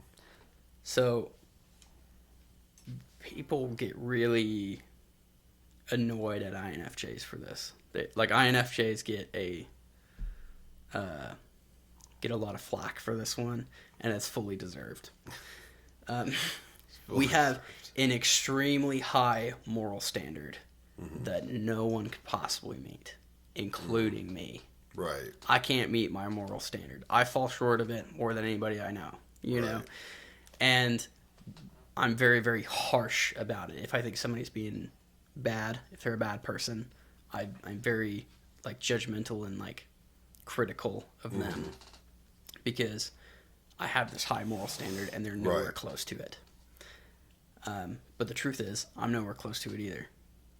And maybe I should lower the standard. On some things, I've discovered that my standard was too high. It's not reasonable. It's not actually good. Right. You could be good being down here, you know. But sometimes I found that it is the standard, and I need to just have grace with people that can't reach it, including myself. Right. Right. Or maybe you're not putting yourself up high enough. Yeah. Maybe you're up here, but you view yourself down here. Yes. That's it. Yeah. I have a very low. I'm very, very, very harsh with myself when I mess up on Right. something. If I do, you know, if I indulge some sin or make somebody feel terrible or say something I shouldn't have said, I'm extremely harsh with myself. Right. And yeah, learning to be gracious and forgiving with myself is one of the hardest things that I've had to learn as an adult. Right. Because it's hard to forgive other people, but it's really hard to forgive yourself sometimes, you know, because you know your intentions. Is it only about that, or I mean, it's also about like your abilities too. Like you're harsh on your abilities. That's more of the inferior function, the SE inferior. I'm very harsh with my abilities. For me, it's more of like morally. Like if I Morally. can't reach my moral standard that Okay. I've set, I didn't know if it I'm applied very, for both. very harsh with myself. It does sometimes because they sometimes overlap where I think I should do this, I should help in this way, and then I don't. You know, so Right. now I've doubled down on I failed this function and this function, so now I'm just gonna go beat myself up for an hour or whatever. Right. But, yeah, so that's been a very hard one for me to figure out is how to be gracious with myself and forgiving to myself and gracious with others as well that can't meet that I think standard. joking around helps a bunch. Yeah. Uh, Not taking yourself too seriously. yeah, like I know with Yeah. with Reed and I, we're all the time saying this, and it just cracks us both up. But we'll do something, we'll lay a nice weld, or we'll tack a big end plate on, or whatever it might be, and we say it to each other, but one of us will be like, "Man, it's hard to be humble when you're this good." Yeah. And we say that like once a day. Like I'll Yeah. walk by him and he'll have a really nice weld and he'll say it to me, or I'll just fit a big old end plate all by myself, and it cracks us up, you know.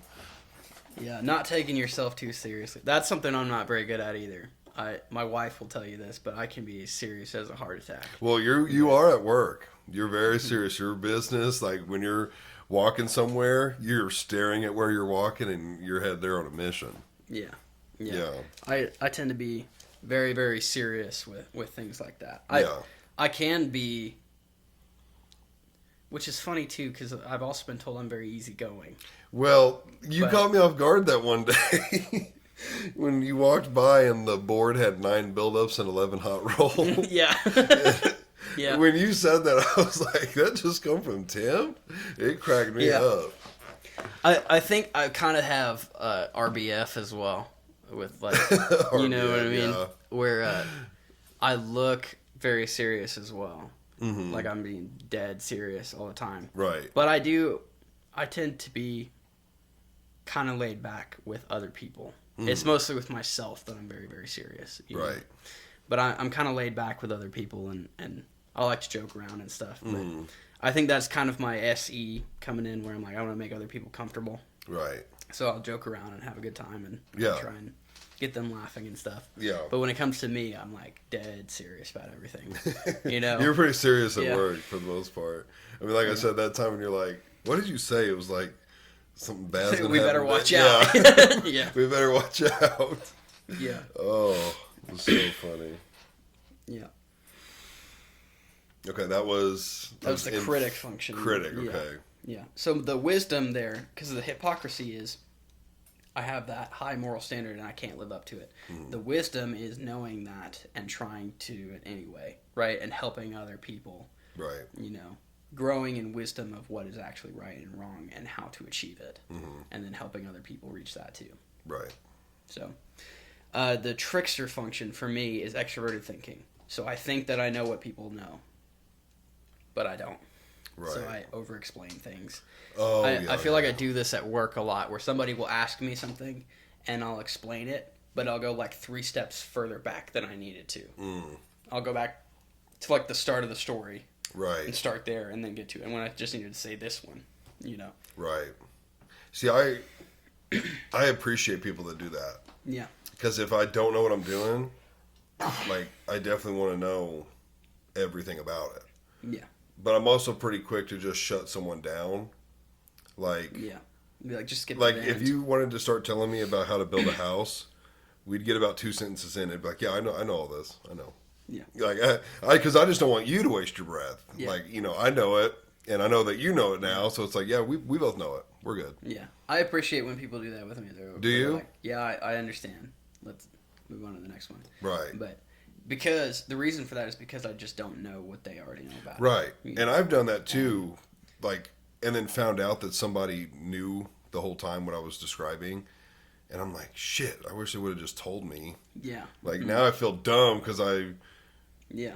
in their eyes, I don't know, it's almost like now I think they think that they're dumb. Yeah. Because I just had to explain this thing and they know about it. Yeah. So I'm like, shit, I wish they just would have told me.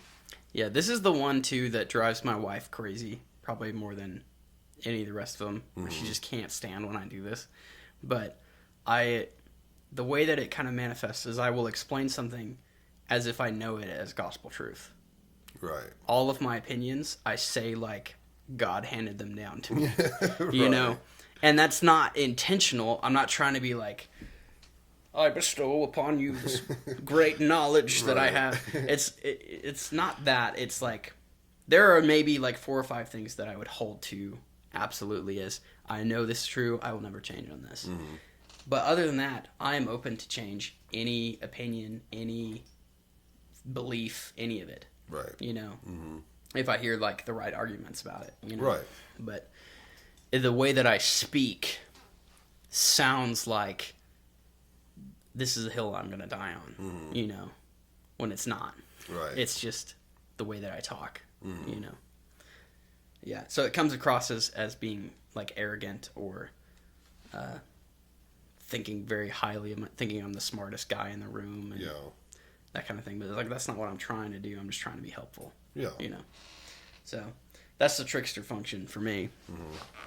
The other one is that this also drives my wife crazy about this because I'll say something, I'll be like, hey, I learned this today. And she'll be like, well, what about what these people say? And I'm like, I don't care. I don't care about that. Right. Or she's like, did you check your sources on that? I'm like, no, I don't have to. Right. I know this is true. I know this is true. Yeah. And she's like, yeah, but what if somebody else says it's not? I'm like, who cares? Idiot. I don't know. It doesn't matter to me. Right. But it matters to her. So, and to her, hers is the other way around. She doesn't have the introverted thinking. She only has the extroverted thinking. Right. So for her, when I come in and I say, this is my thought, and I say it with like such confidence, she's like, but how could you possibly know? You can't possibly know that. Yeah. So you shouldn't be so confident in it. You should do some more research. Yeah. Yeah. And then the very bottom function, that introverted sensing demon. That one, oh man, that one sucks. But it basically what it comes down to is, and this hasn't really manifested a whole lot in my life because praise the Lord that my parents taught me better than this. But what my natural inclination is to do is when I sense that somebody might be disloyal to me, they're gone. Right. Cut them out. Cut them out. Right. Yeah. That's kind of the primary way that it manifests. This person doesn't care about me and what I'm trying to do. They're gone. But you really have never had to do that. There have been probably countless times where I've felt that way, but I don't allow myself to do it because I've been trained better by my parents that you should give the benefit of the doubt. You should, Like, you don't know their intentions. And would you hire that $80 grass cutting man again? Or is he cut no, out? I would not. I wouldn't hire him again, Right. Because now I know his intentions. Right. But yeah, I have had. The hard thing is when you have, like, I've had a situation where I had a friend. He was like my best friend for years, and he started doing something that I didn't agree with, and I told him I didn't agree with it, and he said, "I respect your opinion, but I'm not going to stop." And I was trying to be with him and help him be better, right? Make him a better person, and he just wasn't having any of it. And eventually, I was just like, "Go with God. I love you, but I can't help you anymore." Right. But I could see that depending Yeah. on. Okay, yeah, we're still good. I could. Yeah. I could see that depending on the severity of it. yeah, If it was something minor, I'd just be like, whatever, you do you. yeah, But if it was something major, where it could affect me or my family or something, yeah. I'd probably cut him out too.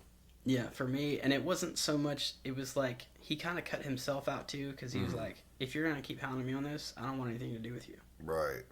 And I was like, okay, I guess you're not going to have anything to do with me, because what you're doing is wrong. And I'm not And that gonna was your let you best do friend. Mhm. It's to this day. it. Maybe not to this day, but, like, we still don't, we're not on hostile terms, but we don't really talk. Wow. So. But the temptation for me is to be like, hate him forever. You know, Right. that introverted sensing is your long-term memory. So it's like, hold on to everything he ever did wrong. Right. But I can't do that because I do still love him. He was my friend. He was like a brother to me. Right. So I'm not going to wish ill intent on him or anything. But the I'm demon like, function wants you to. the demon function wants me to attack, but I'm not doing that. Right. Because I know better than that. Yeah. But that's kind of where the temptation lies there. The demon function also kind of ties into what I was talking about earlier with, like, if I mess up on something, I take it very seriously. So if you look at the different functions, for you probably mostly live in the past and the present, right? For me, I live in the present and the future. I almost never live in the past. Right. For me, my past, since it's tied to that demon function, the thing I remember best is all of my regrets and everything I've done wrong, right? Even though you live in the present. I primarily live in the present, so I'm present with what I'm doing, or I live in the future first and foremost, I live in the future, right? So I'm always thinking about the next thing, where I'm going, what I should do in the future projects, future plans, Right. that kind of stuff. And then after that, I'm living in the present. So I'm like, well, how do I get there? What do I do now to get there, right? So when I think about my past, sometimes it's fine, but a lot of times the thing I remember the best is like all the ways that I've messed up, you know, or all the things that I would have done differently. Right. So That's tough. yeah. Yeah, that's like a burden to carry. Well, that's the nature of the demon function. Right. Everybody has one. Right. You know, we all have this area where our mind is fighting against us. Right. So Yeah, For me, like I that's said, it. with mine, I give in to the fighting. I've always said that I fight dirty. yeah, I'm not talking physically, but like emotionally, yeah, psychologically. Yeah, that's a bad attribute I have. Yeah. And it comes out pretty easy. Now, what was my other one that my critic, or the one, was it the fourth one?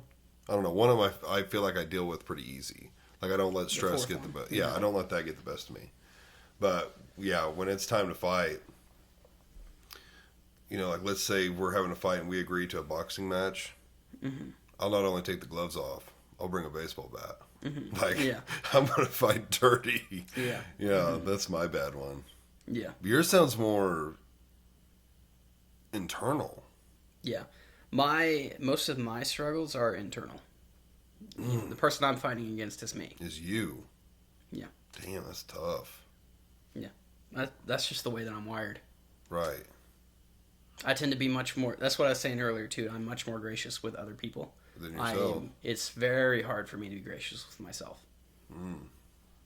Yeah, that's a tough one to have. Because I mean, like if you struggle with happiness the most with yourself, you kind of rely on others to bring you that. Mm-hmm. Yeah. Extroverted feeling. Good thing The we're at easiest Steel Tech. way for me to feel better is to make somebody else feel better. Right. So. It's probably good in a marriage, I guess. Like, Well, it probably depends on who you're married to. true. Right. Because For me, it if is. they don't appreciate it, then Yeah. you wouldn't get any satisfaction out of it. For me, it is. 'Cause Yeah.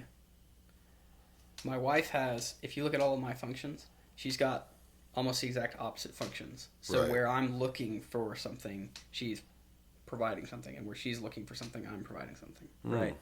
So I'm looking for feeling, introverted or extroverted feeling. That's her very top one. So they, boop, connect like Right. that. She's looking for what she wants her future to look like, extroverted intuition. I know exactly what I want my future to look like. So, Right. boop, those connect. That's a good combo then. It is a I good guess that combo. works good. Yeah. I'm very hesitant when people talk about, like, pairings and, like, who should you be with based on this. Mm-hmm. I think you have to be very careful when you're talking about that. Because here's what I don't want to do. I don't want to start talking to somebody about this who is married and they find out they don't have the ideal pairing, Right. Their pairing's like the and worst then pairing it possible. messes up their marriage or something. Right. I think the best way to look at this is to be self-aware. Know yourself and know your spouse, and know how to relate to each other that way. Right. Not try and change them into something they're not, but to try and help them grow into the best version of themselves. Yeah. I'd fully agree with that. Yeah. Yep. So the INFJ, if you look at all of those, I talked earlier about how your type, the architect, is they want to build the system and build this almost library so that they can provide wisdom and knowledge to the people around them and equip the people around them to do better, right? And to do what they want to do. The INFJ, they're designed to bring some people in close, make like a close-knit group, and improve those people, right? So if you look at that analogy earlier of the wolf pack, the INFJ is trying to do that same thing because they're trying to be the ESTP, who's kind of like the alpha dog in the pack, right? So the INFJ wants to bring in some people real close and build them up to be the best version of themselves. That's their legacy. That's what they exist for. Building others. If you look at Jesus, this is another area where he kind of falls in that same pattern of, I don't know that I would say he is this type because he's the creator of all consciousness, right? So he could probably fall into any of them that he wanted. Right. But in the particular stories of the gospel, the type that he embodied for what he was trying to do was this one, right? And he pulled in the disciples, the 12 disciples, and then he had his inner circle of the 3. And that's basically his entire ministry, was teaching these 12 guys. So they could spread the word? Yeah. Right. If you think of the analogy that he gives of what the kingdom of heaven is it's like a rock that's thrown into the way and grows into the size of a mountain, filling the whole earth, right? Jesus discipled, at the end of Jesus' ministry, when he ascended into heaven, there were 400 people that believed in him. How many are there now? Right, billions. The very first day that the church existed, so Pentecost, right, when the Holy Spirit came upon the 400, it says thousands were converted that day because they went out and started preaching. Right. So Jesus didn't come and preach to, he did preach to anyone who would hear him, but he was focused on these 12, right? And then he sent them out, and they did all of the work building the church. Right. You said Jesus is an INFJ? The pattern that he follows in the scriptures is most similar to an INFJ. Yeah. What's their Superego. superego? ISTJ. The architect. Oh, the architect. If you think about when Jesus is in the desert and he's tempted by Satan. I'm trying to compare this to Satan. Satan basically is playing off of Jesus's lower functions. Of course, Jesus didn't have a sin nature, so he had the full access to all of his functions in their purest form. Unlike me, who's like a lesser INFJ. So, who's just like a Joe Schmo, you know? Right. But Jesus didn't have that sin nature. He was perfect in all of the ways that he was doing these things, right? So, but he still had that lower function. This may be heresy. I'm going to be real careful with what I'm saying here. So Satan's trying to attack those lower functions, right? To try and get Jesus to basically turn coat, right? And the one that he goes with is, if you bow down to me, all of the world is yours. I have the power to grant you all of this. And Jesus said no, right? But what is he playing on there? He's saying, be loyal to yourself. You know, don't be loyal to God. Right. Switch your loyalty. So he's attacking that SI demon function. Right. To try and get him to give in to that. I wonder what Satan's would be, because it just feels like it would make sense that it's the opposite. I don't know. I don't know that we know. Satan doesn't show up a whole lot in Scripture. Right. He shows up a little bit in Genesis, a little bit in Job, and a little bit in the Gospels. So I don't know that we know enough. I don't know that he would fall into it because he's not human.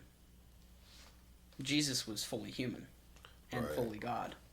Right. So in the same way that I don't know God would fall into any of these, I don't know that Satan would follow any of these patterns either. It's true. I'm just trying to think, because I don't know. I guess I was just curious if it would be the opposite, because it would make sense that it would be, but that's a good point too. He wasn't human, so hard to say if he could fall into that. Yeah. It's hard to say if Jesus even really falls into it, or if that's just us reading this pattern if that's just us interpreting Jesus's ministry through the information that we know. Mm-hmm. You know, because Jesus is fully man, but he's also fully God. Right. And he was all-knowing. Mm-hmm.